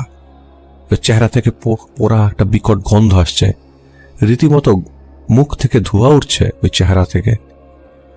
সেই মাথাটা এই মাথা থেকে তন্নির মাথাটা ছিল একদম মুখ বরাবর, তন্নির মাথা মানে একদম মনে হয় যে তন্নির দম সামনে চলে আসছে। গরম নিঃশ্বাসটা তন্নি একদম পুরো ডিরেক্ট ও ফিল করছিল, একদম নিজের চেহারার উপর। হঠাৎ অজস্র হাত তন্নির শরীরে ঘোরাফেরা করছে, ওকে টাচ করছে অনেকগুলো হাত একসাথে। সজোরে একটা ঝাঁকি দিয়ে উঠলে তন্নি, জেগে ওঠে তন্নি, ধরফর করতে থাকে। তন্নি বুঝলো যে এটা স্বপ্ন দেখেছে, খারাপ স্বপ্ন, দুঃস্বপ্ন যেটাই বলা যায়। কিন্তু তার দুঃস্বপ্ন না, শিকারকে চোখে দেখেছে শিকারী, অদৃশ্য মান শিকারীর অস্তিত্বর আগমনী বার্তা। পরের দিন ভার্সিটি থেকে বাসায় ফিরল তন্নি। পড়ছিল টেবিলে বসে, কলমের গোড়াটা দাঁতে বারবার লাগানোর অভ্যাসটা তার তখনও যায়নি। একটা স্বপ্ন তন্নি কিছুদিন আগে দেখেছিল, সেই স্বপ্নটার কথা হঠাৎ করে মনে পড়ল তন্নির। প্রকাণ্ড একটা গুহা, দেয়াল জুড়ে বিভিন্ন পশুর, বিভিন্ন জীবজন্তুর কাটা মাথা ঝুলানো, সবগুলো পশুর কাটা মাথা রয়েছে জ্বলন্ত মোমবাতি। একটা চেয়ার, সেই চেয়ারে একটা কালো সাপ গোল হয়ে বসে আছে। সামনে একটা হোলি ক্রস, যে ক্রসটা খ্রিস্টান ধর্মের প্রতীকী চিহ্ন, আপনারা সবাই জানেন। সেই হোলি ক্রসটা উল্টো করে ঝুলানো, রক্ত বেয়ে পড়ছে টপ টপ করে। আর সেই ক্রসের নিচেই একটা লাশ পড়ে আছে, রক্তাক্ত লাশটার চুলগুলো সামনের দিকে। হুট করে আজ মনে পড়ল তন্নির সেই স্বপ্নটার কথা, একদম দম বন্ধ হওয়া স্বপ্নের কথা। এটা হুট করেই মনে হলো। তন্নির মনে হলো কে যেন ওকে দেখছে। একরকম অস্বস্তি অনুভব করতে লাগলো। পড়া রেখা পরে এত কিছু করার পর পড়ালেখা করা যায় না, পড়া রেখে উঠে চলে গেল তন্নির মায়ের রুমে। রাতের বেলা এসিটা সেই একই শব্দ করছিল। ঘুমের মধ্যে মনে হলো তন্নিকে কেউ স্পর্শ করছে। তলপেটে একটা চাপ অনুভব করলো, সাথে সাথে ঘুমটা ভেঙে যায় তন্নির। কেমন আঠালো আর ভেজা লাগছিল তলপেটের নিচের দিকে। তন্নি তাকিয়ে দেখলো রক্ত। রক্ত দেখে সাথে সাথে তন্নি মনে করলো এটা পিরিয়ডের রক্ত হতে পারে। এক পলকের জন্য মনে হলো বিছানায় কেউ শুয়েছিল। আবারও তাকালো তন্নি, কিছুই দেখলো না সে। বাথরুমে যাওয়ার পর রক্ত দেখে তন্নি বুঝতে পারলো না কি করবে। সেদিন রাতের পর থেকে তলপেটটা ভার হয়ে গেল তন্নির। মানসিক অবসাদটা ঘিরে ধরে তাকে। তন্নি ভাবছিল এটা পিরিয়ড না, পিরিয়ড তো বেশি দিন থাকে না। তন্নির কিন্তু ততদিন 12 দিন হয়ে গেছে। ব্লাড এভাবে যাওয়াটা তন্নি বুঝেনি, কারোর সাথে সে শেয়ার করেনি লজ্জার কারণে। সেটা লজ্জার বিষয়, এটা তো বলা যায় না।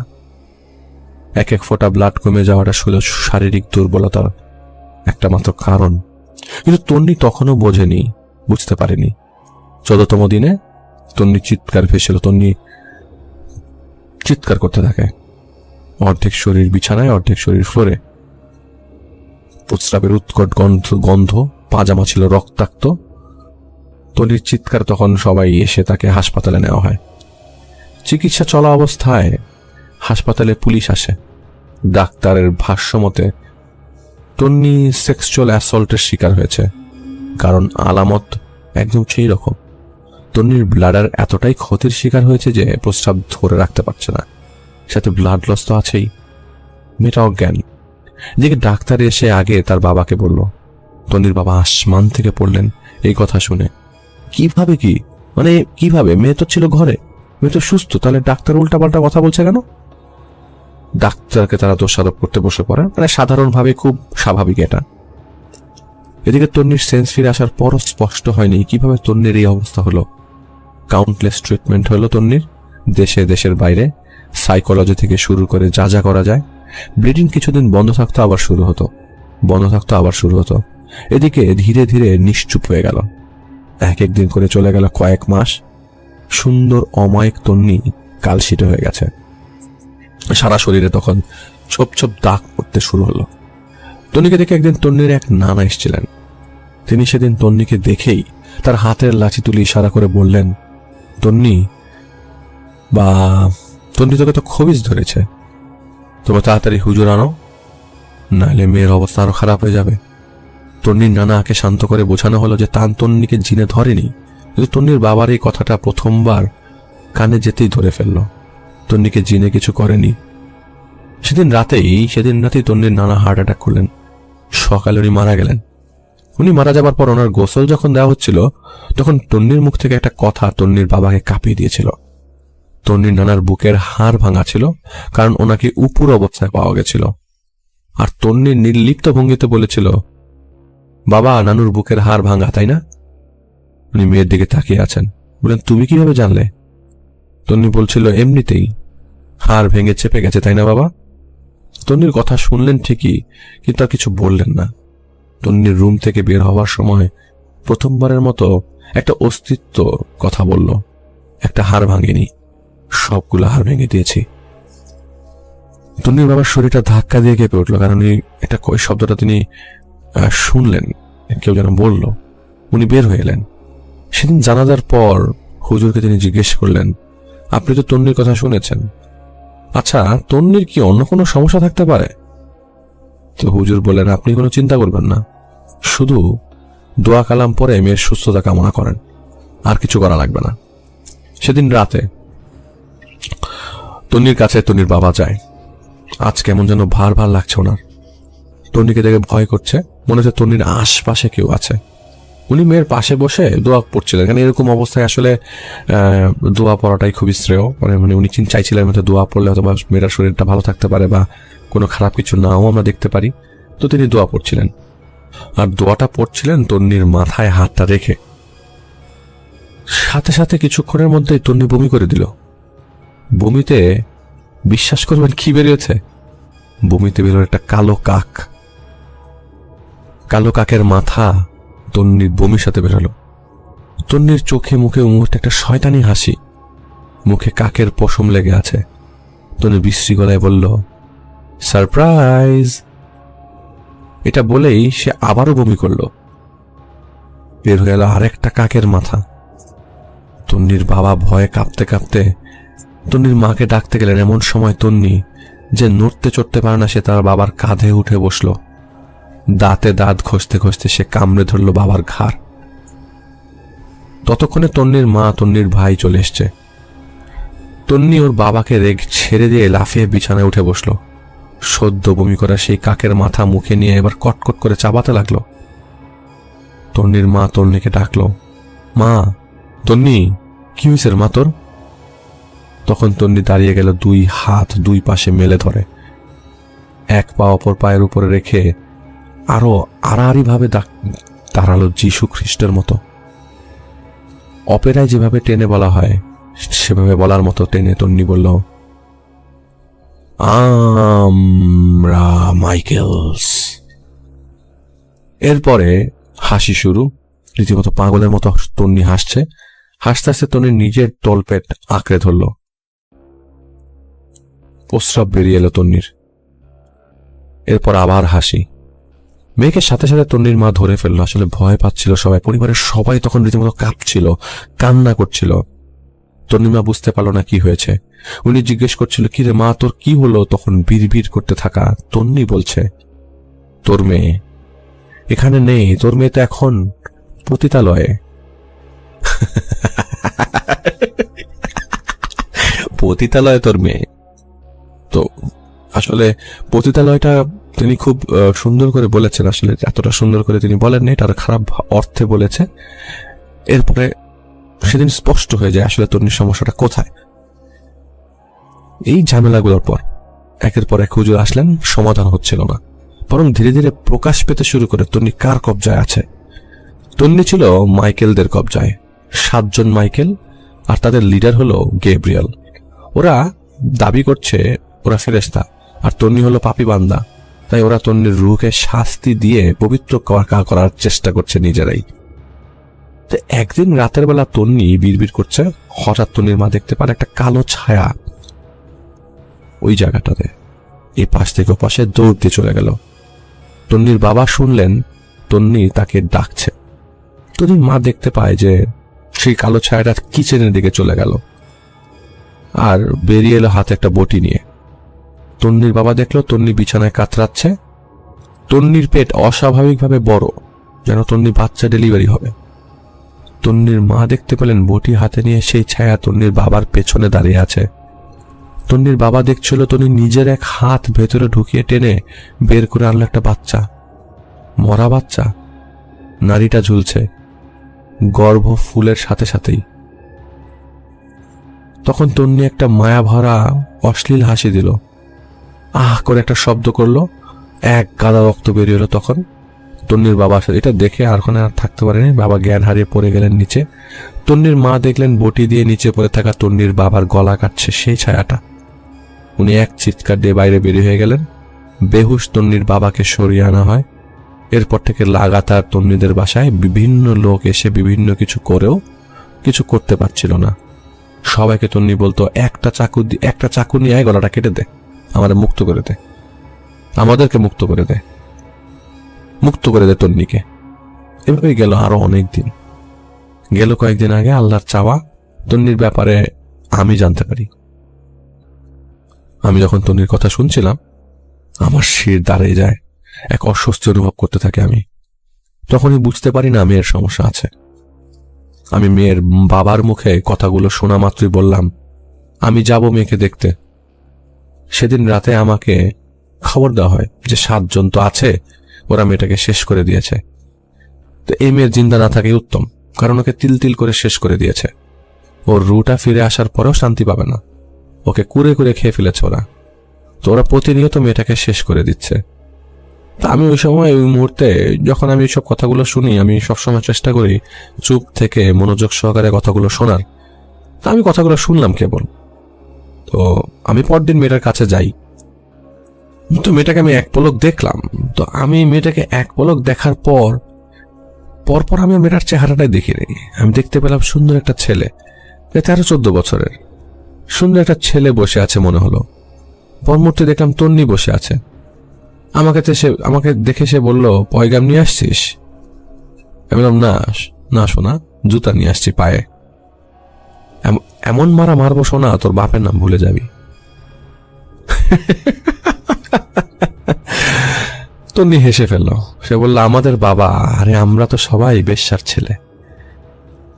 ছেলে, বাবা হয় না, বাবা নাম হয় না বলে ক্লিক করে একটা শব্দ করলো সে। আমি বললাম, মেয়ে কোথায়?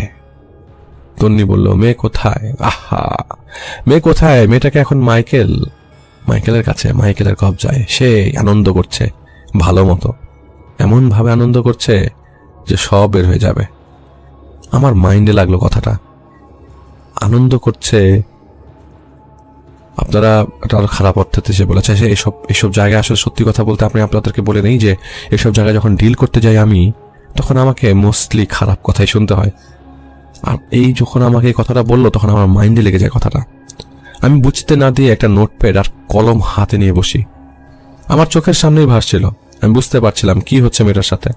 আমি চোখ বন্ধ করে তন্নিকে ডাকলাম, পূর্ণ বিশ্বাস নিয়ে যে আসলে তন্নি আমার ডাক দেয় কিনা, এবং বিশ্বাস নিয়েছিলাম যে আসলে আমি যদি ডাকি তাহলে তন্নি আমার ডাকে সাড়া দেবে। আল্লাহ, তুমি সাহায্য করো, মেয়েটাকে ফরিয়াদ দেবার সুযোগ দাও বলে আমি ডাকতে থাকি, তন্নি, তন্নি, এই তন্নি, তন্নি। 5 বারের বেলায় সাথে সাথে সজোরে দম টেনে উঠে জেগে ওঠে তন্নি। কতদিন পর জানেন? 1 বছর পর। মা মা বলে চিৎকার করতে লাগলো তন্নি। আমি বেরিয়ে এসে বললাম, জান, মেয়ের হুঁশ আসছে, মেয়েকে একটু পরিষ্কার করেন।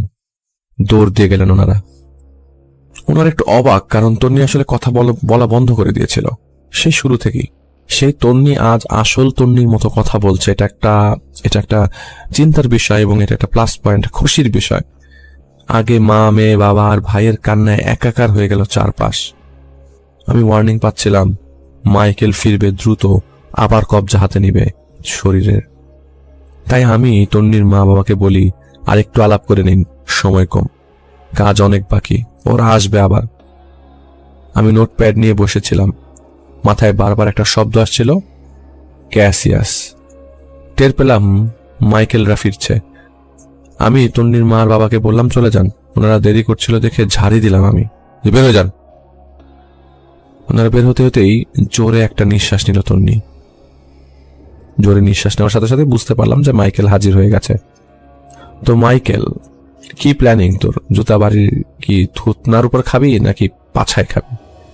মাইকেল উত্তর দিল, মাল আর পানি ফেলে দিশা পাচ্ছি না, তুই আছিস পাছা নিয়ে। কিন্তু ভালো আইডিয়া দিলি পাছায় মারার, আজকেই মারবো, এখনই মারবো। আমি তেরা চোখে তাকালাম মাইকেলের দিকে। হেই, তুই কি দেখবি? আমি উত্তর দিলাম, কি? মাথাটা সামনে ঢুকে ঝুঁকালো সে, আস্তে করে ফিসফিস করে বলল, আয় না, একবার ছুঁয়ে দেখ, তোকে দেখাবো। আমি উঠে দাঁড়াই, হাত থেকে নোটটা নামিয়ে তন্নির সামনে যে একটু ঝুঁকলাম। তন্নির মুখ থেকে তখন ডিম পচার দুর্গন্ধ আসছিল। তো এত বিকট গন্ধ আসছিল, আমার কাছে এগুলো এত চাপ দেয় না এখন আর। তো তন্নি আমার দিকে তাকিয়েছিল। আমি জিজ্ঞেস করলাম, কোন মাইকেল আমার সামনে? তো মুখটা চড়া করে হাসি দিল তন্নি। আমি মাইকেল। এটা বলার পর সে চোখ টিপ দিল, বুক ভরে শ্বাস নে। মাইকেল বলল, এক দমের সুযোগ দিব শুধু। আমি বুক ভরে শ্বাস নিয়ে নিঃস্পর্শ করলাম তন্নির পায়ের পাতা। সাথে সাথে আমার দম আটকে গেল, বিদ্যুৎ বেগে মাথায় চিলিক দিল। চারপাশ অন্ধকার হয়ে ধাম ধাম করে কলিজা আমার বাড়ি মারতে লাগলো। চারপাশ ঝাপসা একটা রুম। হ্যাঁ, একটা রুম, অল্প আলো, বাইরের শব্দ, রিক্সা বা গাড়ির টিং টিং এর শব্দটা পরিষ্কার শুনতে পাচ্ছি। দরজা একটা, প্রায় 1 অথবা 2 ইঞ্চি খোলা, ভেতর থেকে শব্দ আসছে। বেরিয়ে এলো একটা ছেলে, উলঙ্গ, কাপড় নেই শরীরে। আসলে সত্যি কথা, আমার দম আটকে যাচ্ছে। সে আমার দিকে তাকিয়ে হাসলো, দাঁতগুলো ময়লা, বুকে পশম ভরা। সে এক হাত দিয়ে দরজা খুলে দিল। কি দেখলাম আমি, কি দেখলাম! একটা রুম, বিছানায় বাঁধা তন্নি আর 6 জন মাইকেল সেই বিছানায়। আর কি দরকার আছে বর্ণনা দেওয়ার? আমি এগুলো দিতে চাই না, এইসব জিনিসগুলোই আমি বলতে চাই না আপনাদেরকে, যে আমি আসলে মাঝে মাঝে এমন সব জিনিস দেখি, সেসব বর্ণনা আর আসলে আমার বিয়ন্ড ইমাজিনেশন। আপনারা তো জোর করেন জাহিদ ভাই, আপনি আপনার ঘটনার ডিটেলস আমাদের বলেন। আমি যদি ডিটেলস বলি আপনারা আমার কেউ ঘটনা শুনবেন না, কারণ আপনার কাছে সেই ডিটেলস গুলো ঘৃণা লাগবে আপনাদের। আমার ঘৃণা লেগেছে, আমার ঘৃণা লাগে। আমি যখন এসব কাজগুলো করি মাঝে মধ্যে ঘৃণা লাগে। এখন আমার ঘৃণা লাগছিল। ঘড়ির টিকটিক শব্দ, 12 সেকেন্ড। ঘোর কেটে যাবার পর আমি আমার হুঁশ হারিয়ে ফেলেছিলাম। আমি মাইকেলকে মারতে গিয়েছিলাম। মাইকেল সাথে সাথে মাথা কাত করে গলা আগিয়ে দিল। নে নে, কেটে দে, মাথা কেটে দে, আর খতম করে দে তন্নিকে, আর মুক্ত করে দে। তা আমি মারতে না পেরে সরে এসে আগে চেয়ারে লাথি মেরে বসি, দেয়ালে ঘুষে মারি কয়েকটা। কে জানি এসেছিল দৌড় দিয়ে সেই রুমে দরজা দিয়ে, তাকে ঝাড়ি মেরে বের করে দিয়েছিলাম। আমার মনে নেই কে আসছিল। পরে খেয়াল আসলো সে ছিল তন্নির বাবা আর মামা। আমি বসে পড়লাম মাথার চুল টানতে টানতে ফ্লোরে। আমি বসে মাথার চুল টানছিলাম। আমি চিন্তা করছিলাম আমি কি করব। আমি নিজেই ইমাজিন করতে পারছি না ওই রুটাকে কিভাবে যন্ত্রণা দিচ্ছে। শরীর জীবনে ওই যন্ত্রণা সইতে পারবে না, শরীরে এই ক্যাপাবিলিটি নাই। মাইকেল আমাকে বলল, এই চুল ছিড়িস না। এটাই তো আসল সাধনা। এক বিছানায় 7 মাইকেল আর তন্নি। আমি উঠে গেলাম, তেরে গেলাম মারতে। কিছুই করতে পারছি না। একবারে গেড়ে বসে আছে তন্নির ভেতর। তন্নি জেগেও আছে, ওর রুটা শেষ হয়ে যাচ্ছে। এই দাঁড়া, তোর কি মনে হয় তন্নি ঘুমাচ্ছে না? না না না না না, 24 ঘন্টাও জেগে আছে। 24 ঘন্টা মাইকেলরা ওকে ভোগ করেছে। বলতে বলতে প্রস্রাব বেরিয়ে এলো ব্যাগে। এমন একটা ভং দেখালো যে প্রস্রাব করে সে আরাম পেয়েছে। আমার দিকে তাকিয়ে হাসলো মাইকেল। এই মাত্র মাইকেল নেমে গেল, আরেক মাইকেল উঠে গেল। আমি আর সহ্য করতে পারছিলাম না। আমি সহ্য করতে না পেরে থাপ্পড় মেরে বসি। থাপ্পড় খেয়েই খেয়ে করে তেড়ে উঠল, দাঁত কামড়ে বিড়বিড় করতে লাগলো আমাকে দেখে। আমি মাথার পেছনে চুল ধরে মাইকে বলবে, মাইকেল তুই জানিস না আমি কি জিনিস? মাইকেল আমার দিকে তাকালো, মুখে হাসি। আস্তে করে বলল, আমি জানি তুই কে। তুই আর একটা বেশ্যার ছেলে। নে আমার গলা কাট, আমাকে মুক্ত কর, তন্নিকে মুক্ত কর। নইলে কি হবে জানিস তো? 1 মাইকেল যাবে, আরেক মাইকেল আসবে। ফুলের স্বাদ তো ভোমরা নিবেই।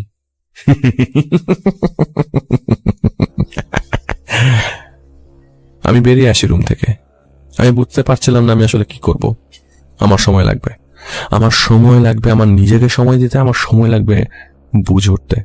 আমি বেরিয়ে এসে তন্নির মা আমার বাবাকে বলি, আমি এখন যাচ্ছি, আসবো মাগরিবের পরে।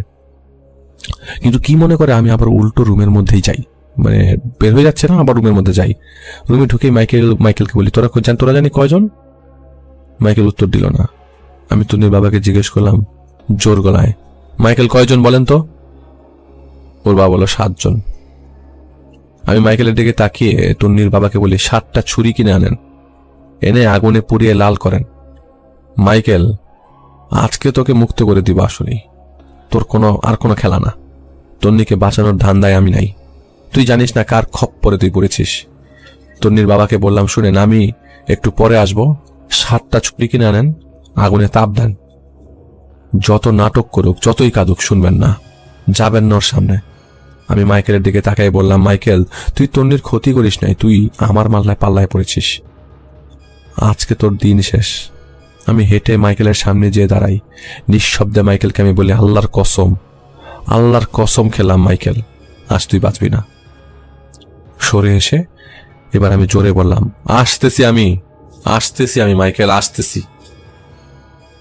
পরোয়ানা নিয়ে আসবো, সাথে থাকবে ফেরেশতা। বলে বের হয়ে আমি রুম থেকে বের হয়ে আসি আর কি। তাব্বুস হয়ে আমার দিকে তাকিয়ে রইল ওনারা। বুঝতে পারেন নাই তারা আমি কি বললাম এতক্ষণ। আমি রাস্তায় হাঁটছি, কিন্তু ওই দৃশ্য, মানে এতক্ষণ যা দেখলাম, ওই জঘন্যতম দৃশ্য আমাকে গিলে ফেলছিল। আমার সহ্য করা যাচ্ছিল না, সহ্য করা মুশকিল। আমি রাগ দমাতে পারছিলাম না। আকাশের দিকে তাকালাম, তপ্ত আকাশে দৃপ্ত হয়ে বললাম, হেল্প কর আল্লাহ, আমি আসছি। আজকে আমার আকাশটা মনে হচ্ছিল আগুনে জ্বলছে, পুরো আকাশটা লাল হয়ে গেছে। আমি পারছিলাম না। আকাশ থেকেও মনে হচ্ছে গরম জিনিস আমার শরীরে পড়ছে। আমার শরীরটা পুড়ছে যে সে জিনিসগুলো চিন্তা করে। আল্লাহর কাছে সাহায্য চাচ্ছি। আমি আসছি তোমার কাছে, সাহায্য করো আমার মালিক। আমি নামাজও পড়তে পারছিলাম না, অস্বস্তি আর ঘৃণায় আমার নিজেকে নাপাক মনে হচ্ছিল। আমি শ্বাসই নিতে পারছিলাম না, টু বি অনেস্ট। ঘৃণা আর রাগে শ্বাস নেওয়া সম্ভব না। এই জিনিস যারা দেখে তারাই বোঝে। আপনারা বুঝবেন কিনা আমি জানি না, তবে আমার ওই মুহূর্তে মনে হচ্ছিল আমি একটা নাপাক। নামাজ শেষ হলো, সালাম ফিরানো হলো। সালাম ফিরানোর পরে অনেক সময় জিকির করি, জিকির আজগরে মন থাকে আমার, কিন্তু আমি ফ্লোরের দিকে তাকিয়ে আছি। আমার ব্লাড প্রেশার বেড়ে যাচ্ছে, আমার চোখ অন্ধকার হয়ে যাচ্ছে, আমার মাথা দুলছিল। ধীরে ধীরে আমি দেখতে পাচ্ছি একটা জায়গা, একটা মাটির দেয়াল, দেয়ালের মধ্যে গম্বুজের মতো করে কেটে বসে জায়গা বানানো। একটা কালো সাপ দেখতে পাচ্ছিলাম, কালো সাপ, 7টা আয়না।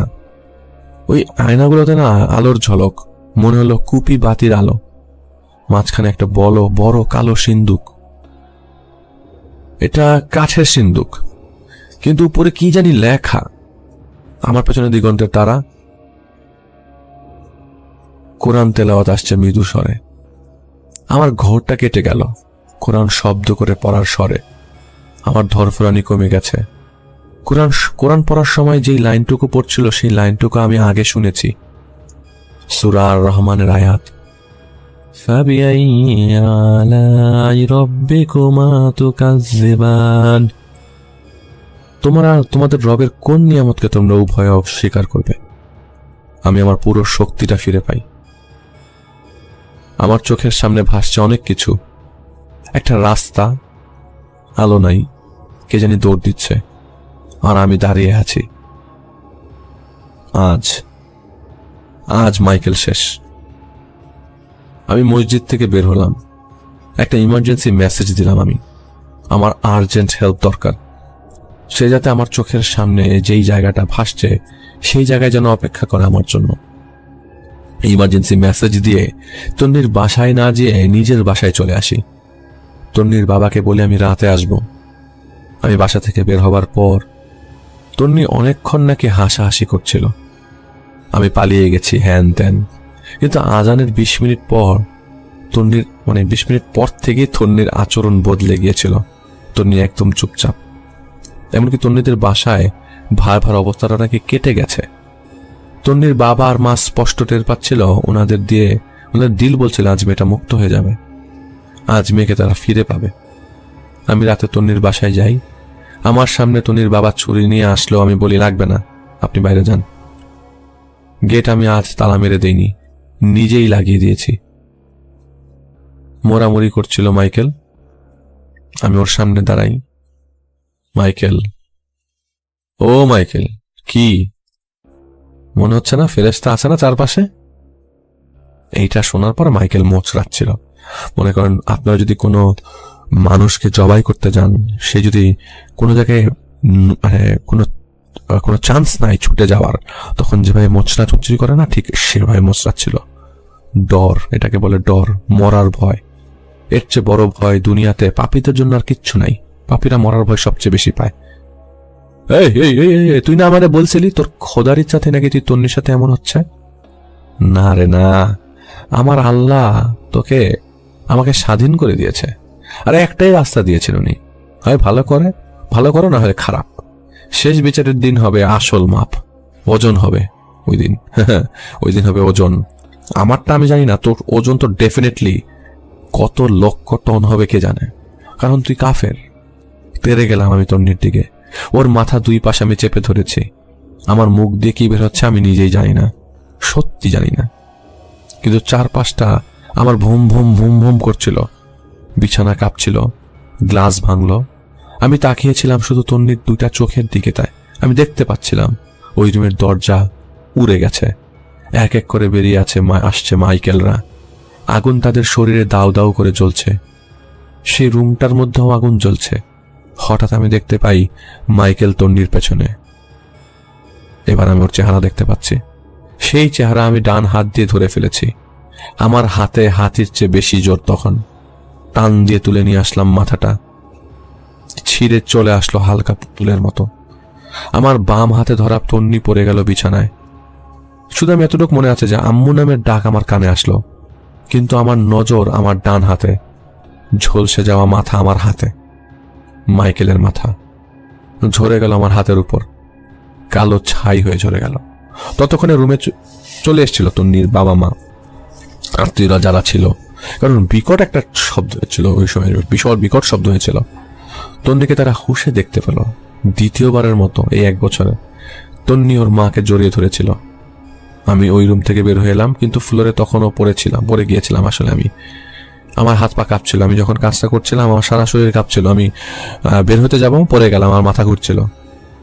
আমার মনে হলো তন্নি যখন পড়ে যাচ্ছিল বিছানার উপর, তখন একটা ছেলেকে আমি দেখেছিলাম, 13-14 বছরের মেইলি চুলের ছেলেকে, যে লাফ দিয়ে নেমে গেছিল। তো আমি উঠে দাঁড়াই, সবকিছু শান্ত হলো। এই শান্ত ভাবটা আসতেও বেশ কিছুক্ষণ সময় লাগে আর কি এসব জায়গায়।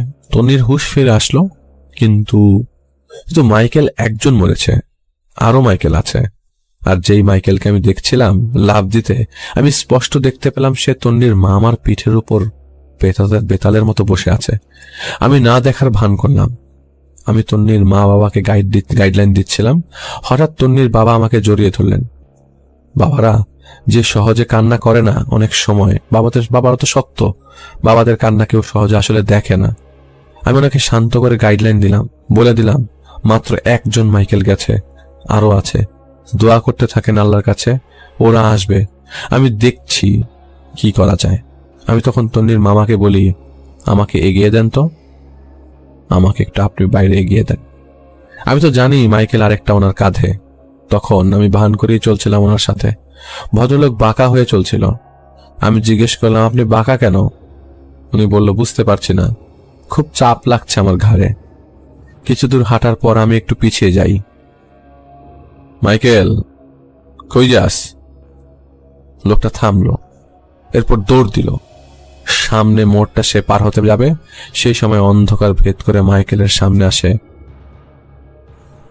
দিগন্তের তারা।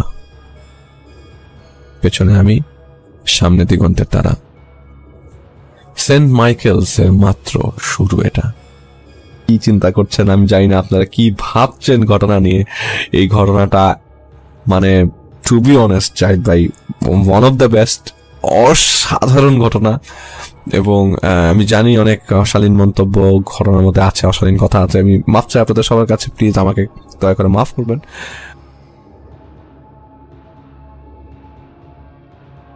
হ্যালো লিসেনার্স, আশা করি ঘটনাগুলো আপনাদের ভালো লেগেছে। আমি চেষ্টা করেছি বাছাই করে ঘটনাগুলো আপনাদের মাঝে শেয়ার করার। আমি প্রতিদিনই ঘটনাগুলো বাছাই করে আপনাদের মাঝে একটি করে এপিসোড শেয়ার করার চেষ্টা করি। যদি আমার ঘটনাগুলো একটু ভালো লাগে তাহলে অবশ্যই এই চ্যানেলটি সাবস্ক্রাইব করবেন। আর আপনারা কোথা থেকে এই ঘটনাগুলো শুনতেছেন, যদি আপনাদের ঠিকানাগুলো জানান তাহলে আমি অনেক কৃতজ্ঞ হব। তাহলে আমি বুঝতে পারবো যে আপনারা কোথা থেকে শুনতেছেন। এছাড়াও আপনাদের মাঝে যদি কোনো ঘটনা থেকে থাকে তাহলে অবশ্যই আমাদের ইমেলে দেওয়া ঠিকানায় ঘটনাটা পাঠাবেন। তাহলে নেক্সট এপিসোডে আপনার সেই ঘটনাটা আমরা রাসেল ভাইয়ের মাধ্যমে অথবা আমরা নিজেরা পড়ে শোনাবো। তো ভালো থাকবেন, সুস্থ থাকবেন, এই প্রত্যাশায় আজকের মতো বিদায় নিচ্ছি। আল্লাহ হাফেজ।